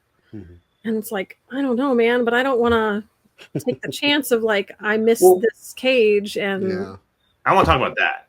What the short answer is at a very basic level, yes. But what's really doing it is what you're talking about. It's when you hit them with like one keeper has this strategy of dealing with mites. And they use chemical A and B and C. And then that keeper is the jag-off, to use a Pittsburgh term, that proceeds to walk around the damn reptile show with the boa wrapped around their neck, and the mites fall off. And those mites have now been exposed to A, B, and C. Yep. And they then breed with mites that were exposed to D, E, and F. And the next thing you know, you are inadvertently, as the human vector, potentially creating a super mite. And there aren't a lot of things, and there's a lot of kind of like mythical dangers in herpetoculture that we talk about. The super mite, I don't think that one's mythical. I think that we are heading in that direction quickly. And I was, I've thought about bringing Warren Booth onto our show because he's a boa guy, but many people don't. If you know what he studies, he actually studies like the genetics of bed bugs and pest resilience and urban evolution, and basically like this exact thing. He's actually talked to me about, hey, if you have an outbreak at the school, throw a bunch of mites in the freezer, we might be able to do something with them. So but no, I think that is an absolute thing. I mean, my collection. All right. So if you really want to think about a nightmare scenario, imagine having 100+ people that take care of your animals and they're all 19. That's rough. Yeah. So we were getting mite outbreaks here, there, and everywhere for a little while at the Zooci, and I was like, what is going on? And then one day I just, science was like, I wonder if these are correlated to reptile shows in Pittsburgh. And sure enough, at least a couple of them, some of the students went up, they handled some crap, and I jokingly say they handled all the things at the flipper table, and then came back and then handled one of our snakes. And another fun fact about mites, which I don't know if everybody knows, and I'm actually a little bit confused on this, but I do know that they are parthenogenic. So if you get a big old bloated, blood-infested female, she now has the goods to lay eggs and multiple broods of eggs. And if you don't kill her, it's on. You don't need males with these things necessarily. So I do think there is a form that does. That's where I'm a little bit confused. Yeah, and then just while we're on it, because this will make us do it, Clint, we are going to do a Mitegeddon. That's what we're calling it. Episode this fall. 2.5 hours of just mites. You should deep diving into it. Just the kind that only CCR can do. You know what I mean? From the science aspect, from the years and years of dealing, with the preventative, as well as when a hit occurs. So it's going to be a deep episode. So stay tuned for that one. I always tell people, because I get asked a lot about it. I was like, if you're gonna treat, like, if you've got mites, you need to eradicate them right now. Yes. Don't Kill do the any of fire. them. Don't listen to XYZ where they like you do it for months and months and you're doing all this and you're fighting them and then they come back and I was like, just do the atom bomb now. Like just you need to take it seriously and get it done. And like the Next Guard treatment is a really cool treatment to use. Totally talking about that. Yeah, Next Guard's amazing. The ivermectin is amazing. If as long as you have species that are resistant to it, there are some out there that are sensitive. Like I know you can't use it on hognose, I believe, and there are some other. Kill them real quick. yeah, but like it is an atom bomb. It kills them, and they're gone. And that's that was the case with mine. So it's sometimes you just got to do it. I have one more quarantine question before we hop into the care. So when you put them in your quarantine boxes, do you set them up? I mean, I'm not expecting them in like a bioactive, but do you put like mulch and a hood to kind of get that natural thing into the humidity, or do they go into a sterile newspaper cereal box? I can throw everything away. I'm curious to know your approach. I have never really liked even way back when, even keeping something on just like newspaper or paper towel or whatever. Like I know it has its place and some people use it and whatever. I'm not going to debate that, but my preference is to give them as naturalistic, low stress setup as soon as possible. I would rather waste bedding, throwing it away and stuff and treating it and letting them be happy and successful than potentially stressing them out by not letting them have that humidity that they need. Yeah. That's just how I do it. And there's lots of different ways people do quarantine. I'm not shaming anyone. If it works for you, that's great. I am a big Reptichip user. I love Reptichip.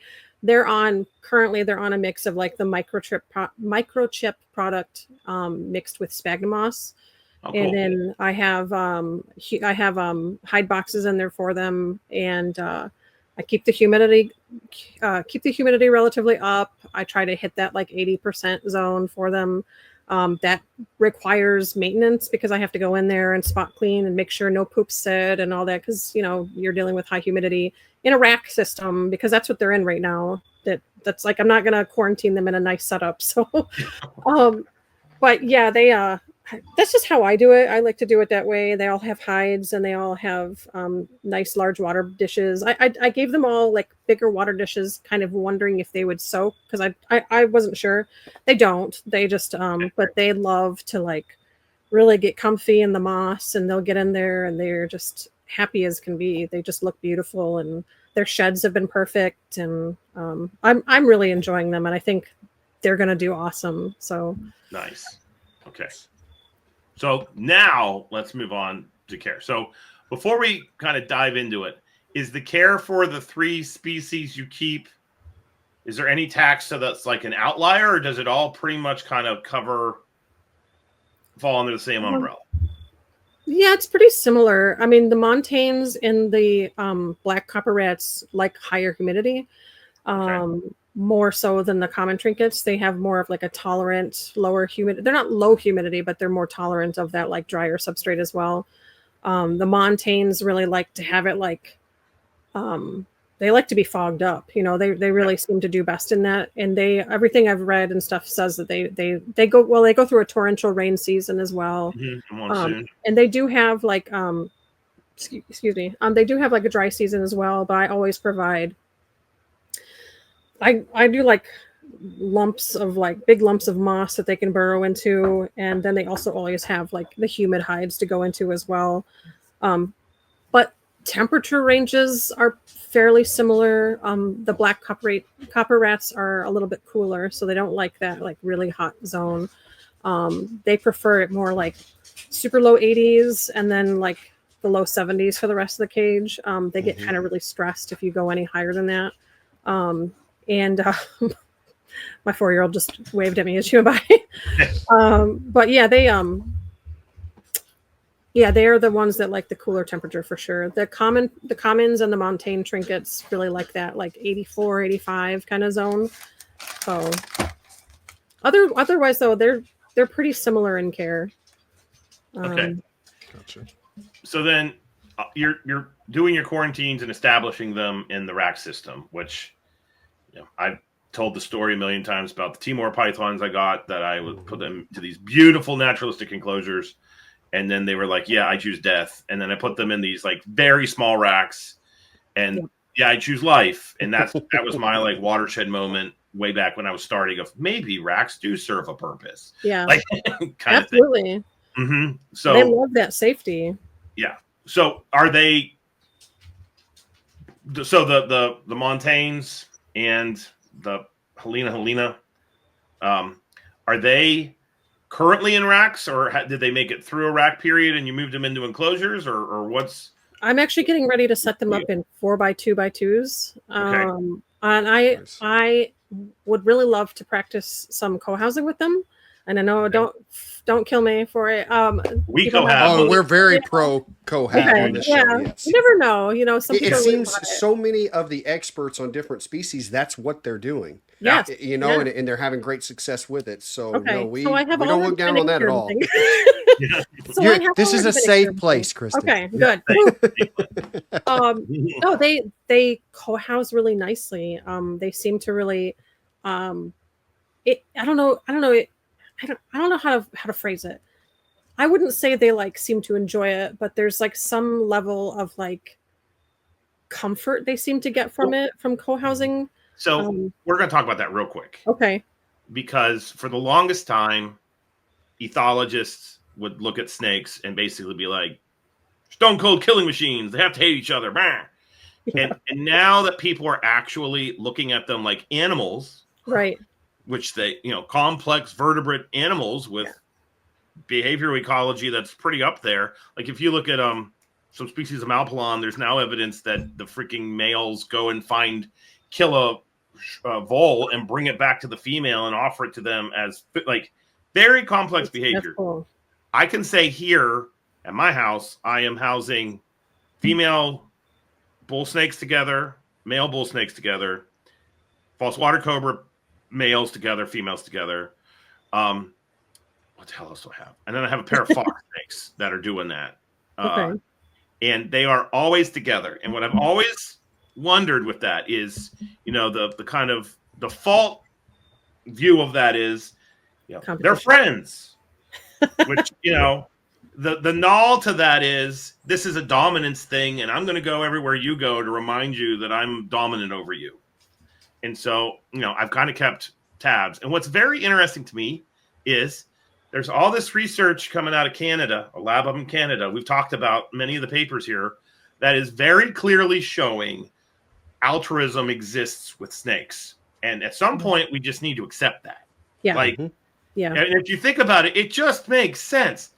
Especially like tropical things like these guys, maybe that's more interesting to me, to be honest with you, that it's happening with tropical taxa, because temperate species, they have to den. And there's only X amount of places on the landscape where there's a fissure that lets you get down below the frost line. And if everybody's like duking it out and thunderdoming it because we can't possibly live together, no one's going to live. So evolutionarily, it just freaking makes sense that when when you don't have to worry about resources, the food monkeys come in every Thursday and Monday to give you a rodent. Yeah. You don't need to beat the crap out of each other. Why not just exist? And it's been the secret to cracking the code on a lot of taxa that we keep, like Leoheterodon, the Malagasy hognose. Yeah. It wasn't until people just started keeping them in trios that we got it. And now it's like, that's just what you do. If you want to breed that critter, you don't have a breeding season. You keep a male with two females, you're going to get eggs. That's what I did, and I got eggs. So I am. This is an area that I will always push on this show. So you're right there with it, because I really feel like this is also an area where herpetoculture could actually help herpetology, because it's very hard for the classically trained herpetologists to accept that snakes might actually dig each other. I don't know why, but keepers, I can go in my garage right now and those two female bull snakes are going to be in the same freaking tube. I got them in a 6 foot long, 2 foot deep, 2 foot tall thing, decked out with as many hides as possible. They are always in the same freaking piece of PVC that I shove. Their heads come out. There's no it's just super cool to me. So yeah, it's super cool to observe. And I know this is completely, I mean, so with boas, I have, I work with Saharan sand boas, which are treated like trash in the hobby and whatever. I don't want to get into that, but I've almost always cohab those. And I have found that they do so much better cohabbed. They eat better, they breed better. Their whole lives seem to be improved. And I've always wondered, like, because I had like a long time ago kind of thought, like, why do these always die, or what they don't, or someone will be like, they don't eat or this or that. And like, now I keep them in basically permanent, like 2 females per cage is what I tend to do. And then I will rotate males in and out throughout the year. Sometimes I'll have 2 in there or whatever. But I have just found that like they both will just like that, grab the mice and eat, and they shed perfect and they do great. Whereas like when I keep them individually housed, they don't seem to be as like solid feeders, solidly grabbing mice. So there is, just to say, there is some truth to that I've even seen in my keeping over the years of like, these seem to respond better when kept like this. I don't know what it is about it, but for me, it almost appears that there's like a comfort that comes from it. And what I mean is, it's not necessarily I like this snake. This is my friend. But this one didn't die. Yeah, it's more of I think like if this other snake that's exactly what I am is alive and is comfortable here, I'm probably safe here.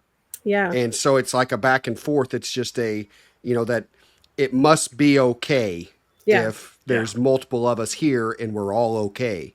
That's so what I think wonder. That just, it reduces that stress level. That's my theory on it. I'll let Zach prove it one day. But we're doing our first study ever. Like Are you? undergrad Morgan, this is why I bred so many freaking false water cobras. Is I wanted to have multiple pairs of dad and mom where I know that they're not related. Okay. And so we have 12 to 15 individuals from 3 different pairs. So it's 45 snakes. Wow. And Morgan is currently keeping them together in enclosures, and they're in trios, and they're currently in trios by clutch. So they're with their clutch mates.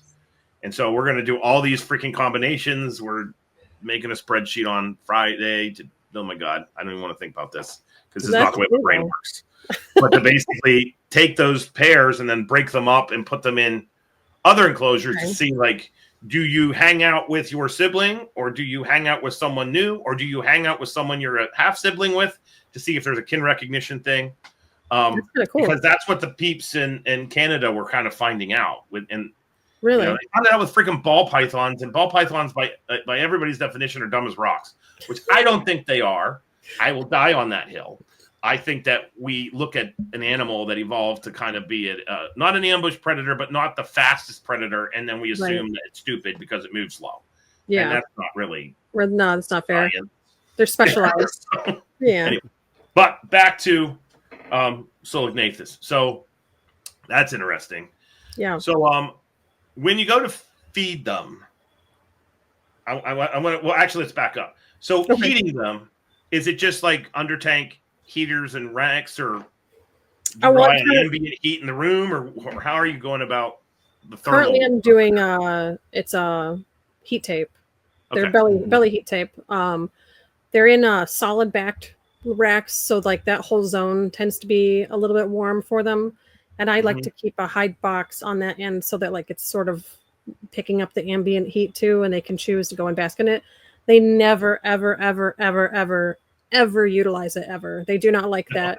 So I was experimenting, just to see, but they don't really care for that heat at all. Most of the time I find them sitting right around like 78 degrees. And they'll coil right up where they want to. And almost every single one in every single tub will be in the same spot.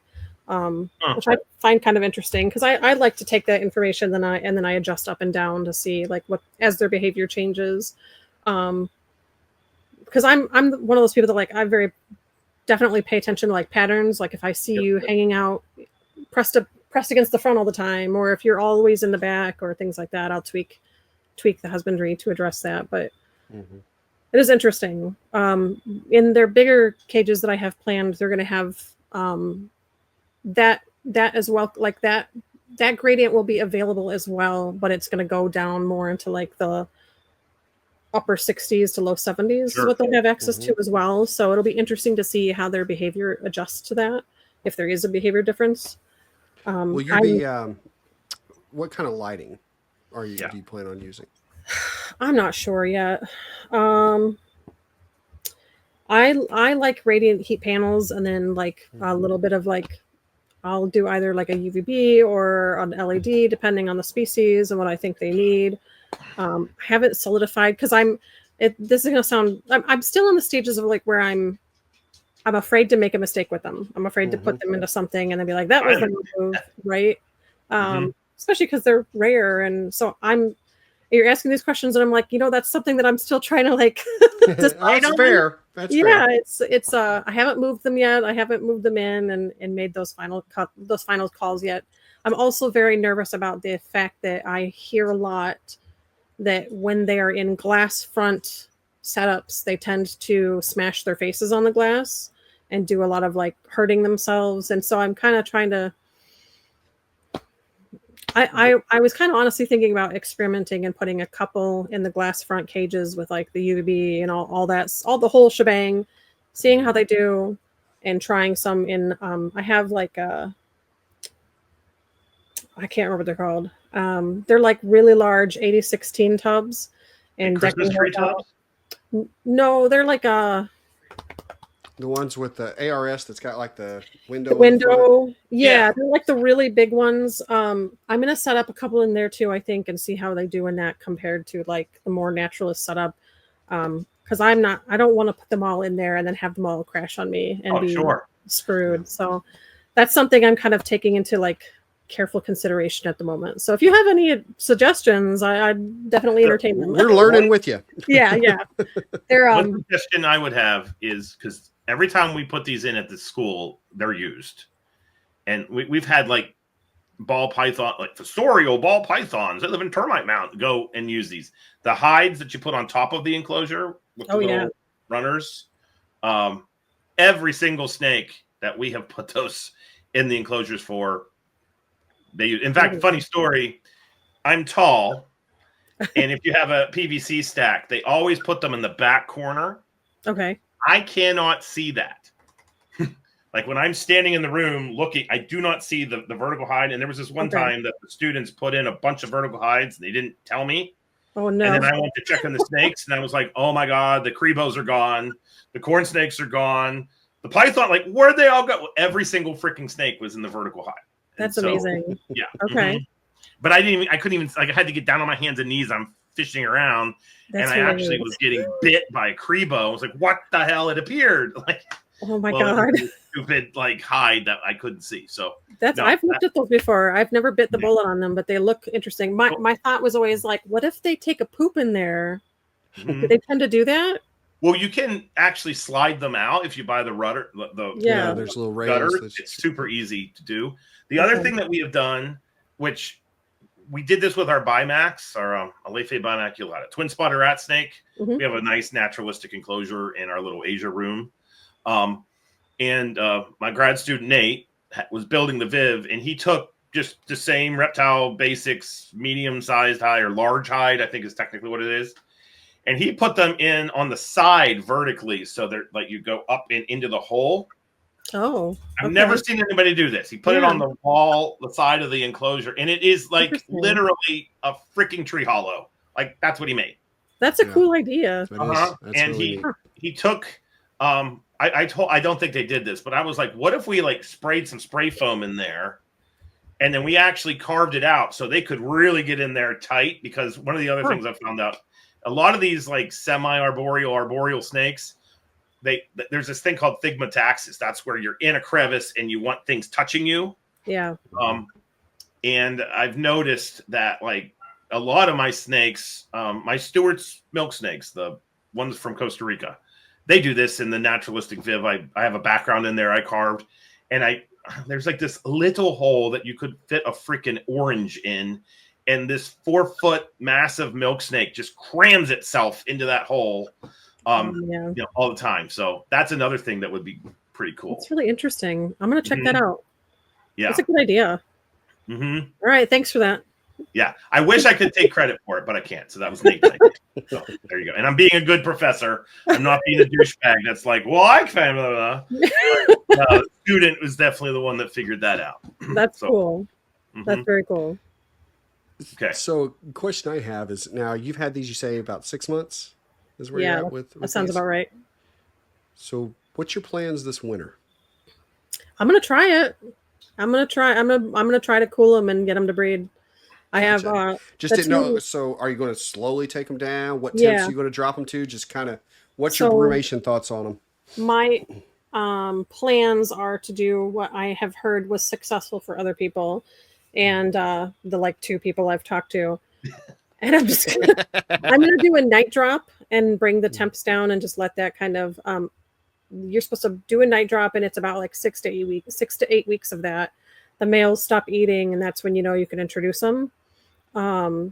Annoyingly, my males just stopped eating, and I was like, did I accidentally just trigger the seasonal change? Because our back bathroom area got really cold this last week, and like we had the windows open a lot, and I was like, I don't know if I just caused them to think it's winter time, but that's my plan. So, and they're all like, they're doing so amazing. They're all like thick and robust, and like the large female that I'm planning on trying this year is like the like picturesque like a version of health. Like, you know what I'm saying? Like when you look at her, you're like, oh man, that's wild caught. She doesn't look wild caught. She's like just stunning.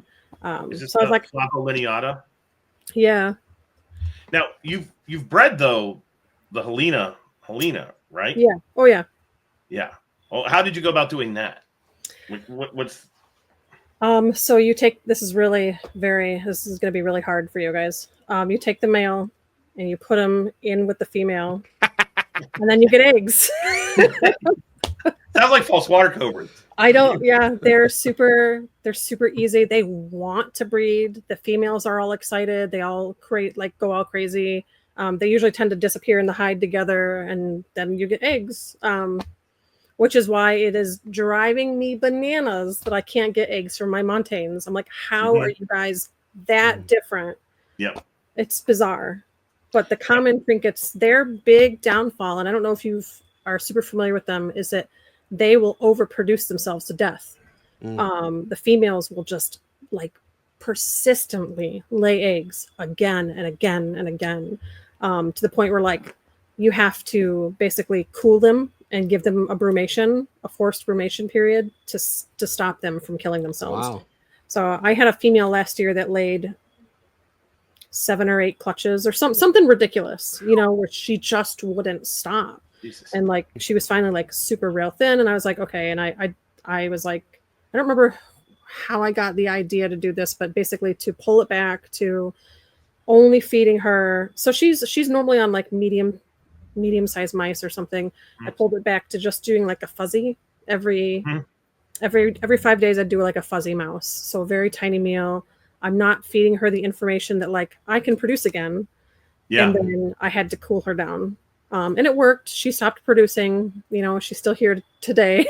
But they are egg making machines. Yeah. Tricolor hogs do that too. Yeah. Yeah. You have to like stop. It's weird because you're kind of like, woohoo, got a clutch. And then 30, 40 days later, got a clutch. Then 30, 40 days later, got a clutch. And, and it just progressively starts to eat at your brain. Like, then you get, oh God, we got a clutch. Like, I know exactly. You got to stop this. Yeah, the radiata will do that as well. The radiated rat snakes, they will clutch and clutch and clutch and clutch themselves to death. So, what's the typical egg count in those clutches? So these guys, mature females, do about like 4 to 10 is sort of average. I usually see about like 6 to 7 is sort of an average clutch size. I think the largest one I've had now is 8 eggs or something. So currently I have 11 eggs in the incubator. And then I have I'm sure both females are about to drop eggs again, because that's what they do, is like every 30 to 45 days. It's like, they're pushing them out, but Damn. We'll see. I'm so bummed because I bred them early enough to be like, I'll have some for Kluberfest. Yeah, that'll be awesome. And then they all waited until too late. The eggs are going to hatch literally like a couple days after Kluberfest. So, no. Dang it. But it's fine. It is what it is. It is what it is. Yeah. So, so is it difficult to get them to eat? No. Or the babies they sound like a perfect snake. Yes. In a lot of ways. Yes. They are like, they're incredible. When they hatch out and they're like, oh, hi. They're not like psychos, or they don't really bite. They don't musk. They don't poop on you. They just kind of will hang out on your hand, and like, they're like, okay, well, I'm going to put you in your baby tub. And they're like, okay, thanks for putting me in here. And they wander off into the back corner and hang out. And I give them a frozen thawed pinky after they shed. Literally, like the day they shed or whatever, I'll leave it in there, and they come find it and eat it like within 10 minutes or something. Nice. And they're just solid. They will eat anything I offer them. They'll eat reptilinks. They eat mice and rats and quail and all kinds of stuff. They're just fantastic animals. They are one that I can also like confidently sell to a new keeper, like someone who's never kept snakes before. And they do great, because once they're started on eating, like they've had like a couple meals or whatever, they're solid. They're good. Like they're not going to stop eating or backslide like some species can do. They're just incredible. They're so underrated. And I think that they have that like brown snake syndrome. They don't have morphs. I don't know anybody that has that. Yeah, I know. So I think they get overlooked because of that. I think now they don't really qualify in the brown snake category for me, because they have some nice pattern on them. They do. There's a different look to them. I actually like them, and especially up near their neck area and things like that. That got some. It's different than the Zac brown snakes. That he wants them to look like a work boot. Okay. That's Zac loves that. So no, these don't count as that for me. If anything, I think they may not be as prevalent in the hobby because there are certain individuals that are scared of them. Radiated rats have when you get to see a wild caught, they put on a show, threat displays, and readily strike. And I think that's what so many people associate with these radiated rats. And I'm saying radiated, and I'm saying that to cover multiple species under that same blanket. I think that's probably what holds some individuals up.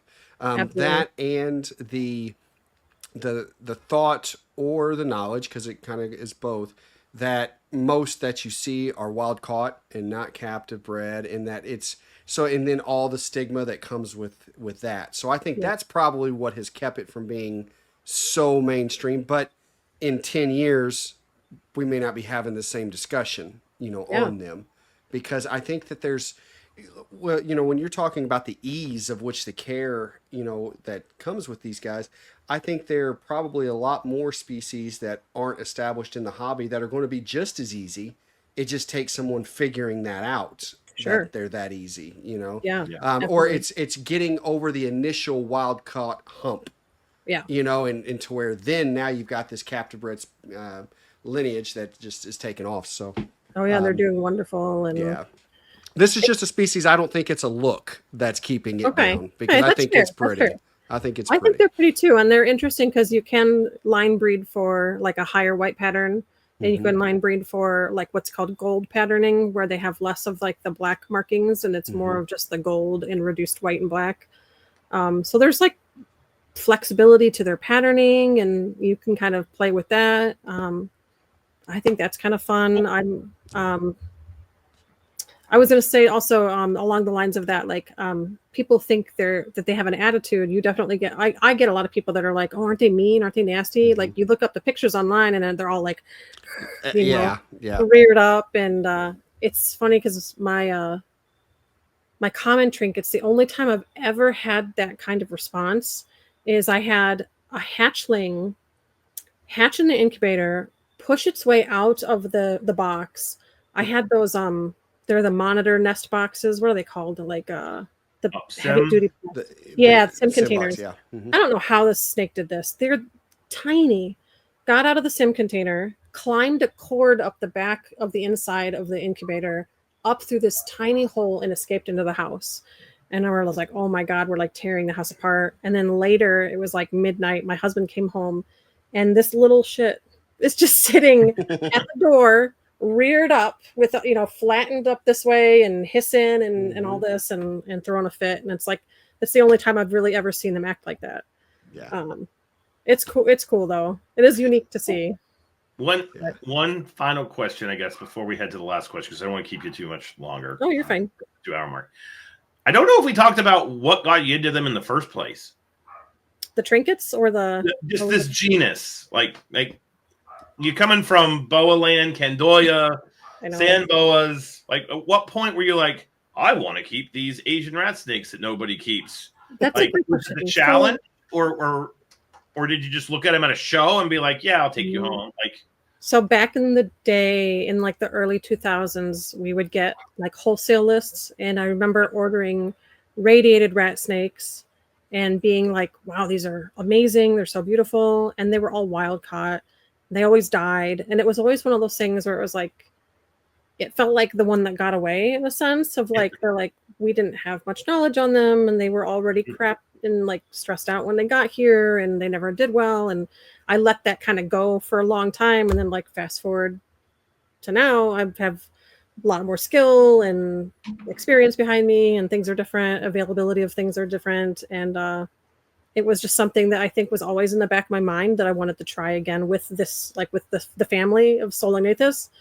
And so now I'm just like, and the Monte Coloris were one where like just years and years I've just been like drooling over like the photos you see online of like, man, if only I could get those in my hands. And just I figured it out, but like, I don't know. I think that's really where that comes from. Okay.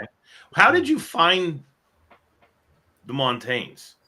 Like, we're just so like, sometimes we end up in these crazy rabbit holes. Like, I distinctly remember with the helicops and some of the other snakes, like you get to places on the internet and you're like, I shouldn't be here. How did I end up talking to this person? Yeah. Who won't tell me what country they're in? That was one of my favorites. That happened to me. I was like, we need to like take a step back here. But like, how did so because they are from India, and India, and I'm not, this is not accusatory. There are plenty of things from India that have made it out. But I just love hearing the stories of like how we actually get them in. Yeah. Like, okay, we're good. Like, you know what I mean? So these are second generation captive born and bred from Klaus Dieter Schultz. So his original group, I don't know how he got his hands on his original group. That's not for me to say. But he really struggled with them to get them to breed, is my understanding of it too.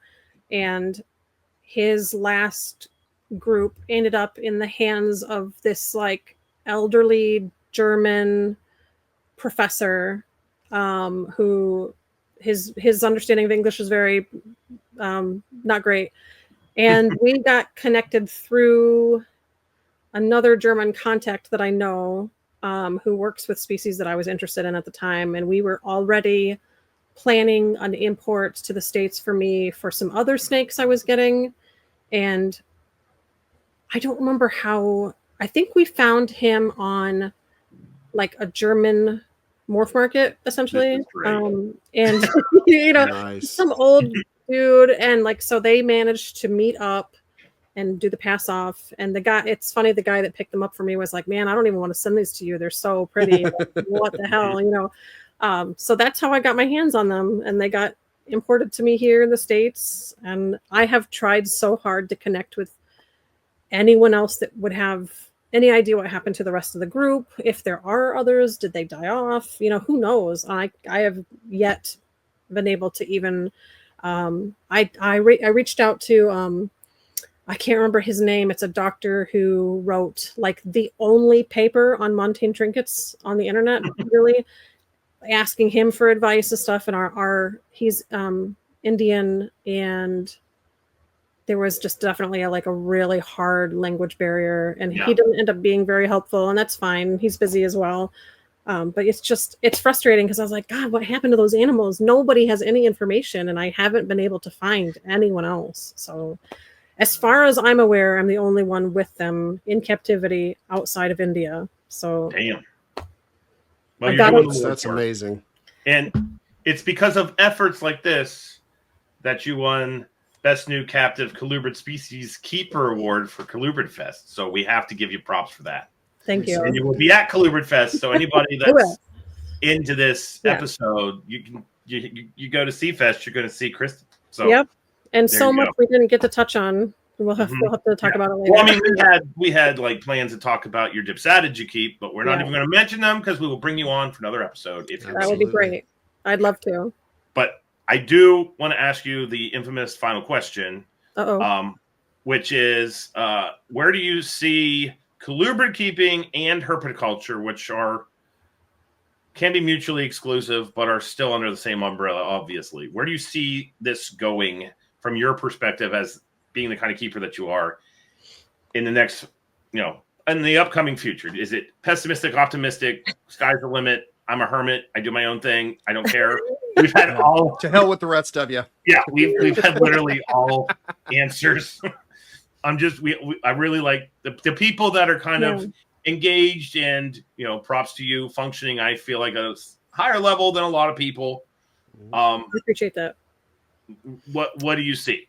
I have found, and this might just be because of the corner I'm inhabiting right now in the hobby, is just that there's a lot of sentiment about, gosh, I'm glad I found you so I can get exposure to this species I've never heard of, and the expanding interests that are happening, and that people are branching out more into these other weird snake species and lizard species, and keeping things that are more challenging and maybe more, more at risk of not being available in the future. You're seeing a lot of more efforts to establish captive breeding lines where things were maybe throwaway before, and you've got more focus on that. I think that I think I am noticing a trend towards keeping more variety, and kind of branching out of the ball python zone that has really settled heavily on the hobby overall. Not that I'm knocking ball pythons; they clearly have a place, and they're wonderful animals. But yeah, I have noticed a lot of that, and even people that reach out to me that have large ball python collections are coming to me to pick up hey, I would like to get 4 unrelated pairs of your Halmahera and can I get on your list for this and that? And so people are sort of picking those things up as they go and diversifying that way. So hopefully the future is diverse and colorful and full of colubrids. Excellent. I like that answer. You like that answer. Yeah, no.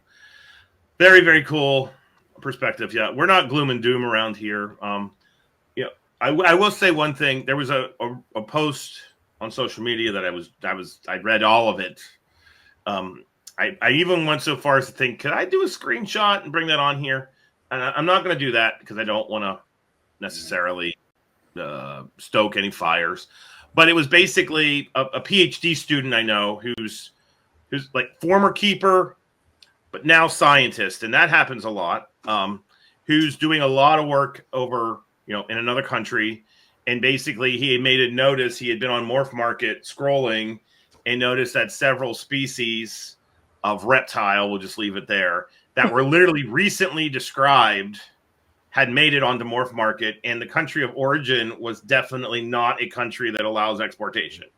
Interesting. And yeah, and literally the marketing of the geckos. I just said what the damn animals are, so that's why I don't you don't want me to be a witness to a crime, so not say your name, but whatever literally it says in the damn description these come from 3 caves in a national park. Oh my God. Now they're on Morph Market. So, wow. I will die on this hill as a conservationist. I think you going and finding the F2s and trying to make sure, doing all that, that's the good side. But we just have to always remember when it comes to these rare animals, the origin point it does matter. And, you know, it's one thing to kind of not glorify, but there's this weird, it's almost like an honor among thieves kind of thing. Like, well, they got the animals here and they're here now. So, yeah. That's like, as I say, that's a good conversation for the Oxy Ropus later. I think in 1980 it was fine. In 2025, I don't think we're doing ourselves any favors because I sit with those conservationists and it's just a bad look. Yeah. So, you know, we just don't want that. There's no reason to have that. So, anyway. I agree. That's why I would love to have some more like fresh bloodlines of trinket snakes, but I was like, that's never going to happen because. So yeah. No, very cool. Okay. Well, thank you so very much for coming on. We are absolutely going to have you on again, if you're willing. And can't wait to meet you in person in like what 2.5-3 weeks. Let's say it's coming up quick. Fast. Yeah. All so right. If people want to get a hold of you, they want to reach out, they want to talk, or they're interested in any of these colubrids whenever they become available. Obviously, Candoya, and I know there's a lot of colubrid Candoya crossover. Yes. So how can people find you? So Stygian Exotics, it's Stygian Exotics at Gmail, or you can just look it up on Instagram or Facebook as well. Hit me up at all those places. Perfect. Can I ask one final question? Yes. This was actually in my list, but you can tell how much we look at the outline. What is the origin of Stygian Exotics? Can we know that? Yeah, that's a great question. In the old Conan movies, with like Arnold Schwarzenegger, there's a line that's like, I don't remember what the character is. He's talking to Conan. My husband's trying to coach me in the background. and the line, what? Oh, he's trying to sell him Lotus Leaf, and he says it's Stygian, it's the best. And so my husband's like, you should do that, Stygian Exotics, because it's the best. It's the best. Yeah, he's like, that's your tagline, Stygian Exotics, the best. That's fantastic. I love it. Well, my nerd bucket ass has been trying to figure out, like, what's the Latin derivative of Stygian, and what's the and it falls more into my category, barbarian movies. Nerd stuff over here. So. Yep. Very cool. Very cool. Okay, Clint. Where can people find you? You can find anything that we have available on Metazotics.com. And if you choose to get you something, go ahead and use CC Radio to save yourself 5% at checkout. You can email me at metazotics@gmail.com. Find me on Facebook, Clint Bartley, or follow us at Metazotics on Facebook, MetazoticsLLC on Instagram. Awesome. All righty. And you can find me at Dr. Crawdad, Instagram, Zac Loughman, Facebook, obviously the plug that will be at the end of every show. If you want to go to college and you want snakes to be ever present in your life, come to West Liberty University. We got 400 plus. I sent a box to Clint. Sorry, Corey. And I was like, I'm going to wipe out our nursery right now. And I went up and I sent 103 snakes, and I turned around and there were hundreds more. I didn't even freaking dent. And all those snakes are there for projects. So we're doing all kinds of, all these things we talk about on the show. We're testing it. So if you want to do that for college, you want to be a herpetoculturalist, consider us, please. Because I didn't make that lab just to stare at snakes all day. I made it to help you. Grad school, hit me up. I have several people starting this fall. If you're a listener of the show, very happy that you're starting. We're going to do some pretty badass work. So there is that. And you can reach out to me for those academic pursuits on social media. I don't have a stick up my ass. It's so much easier to do this on social media than emails. But if you insist on writing an email, of which I get over 100 a day, so you're competing with that, zloughman@westliberty.edu. So there you go. Okay, so be it morning, evening, afternoon, or night, whatever time of day it is, have a good one.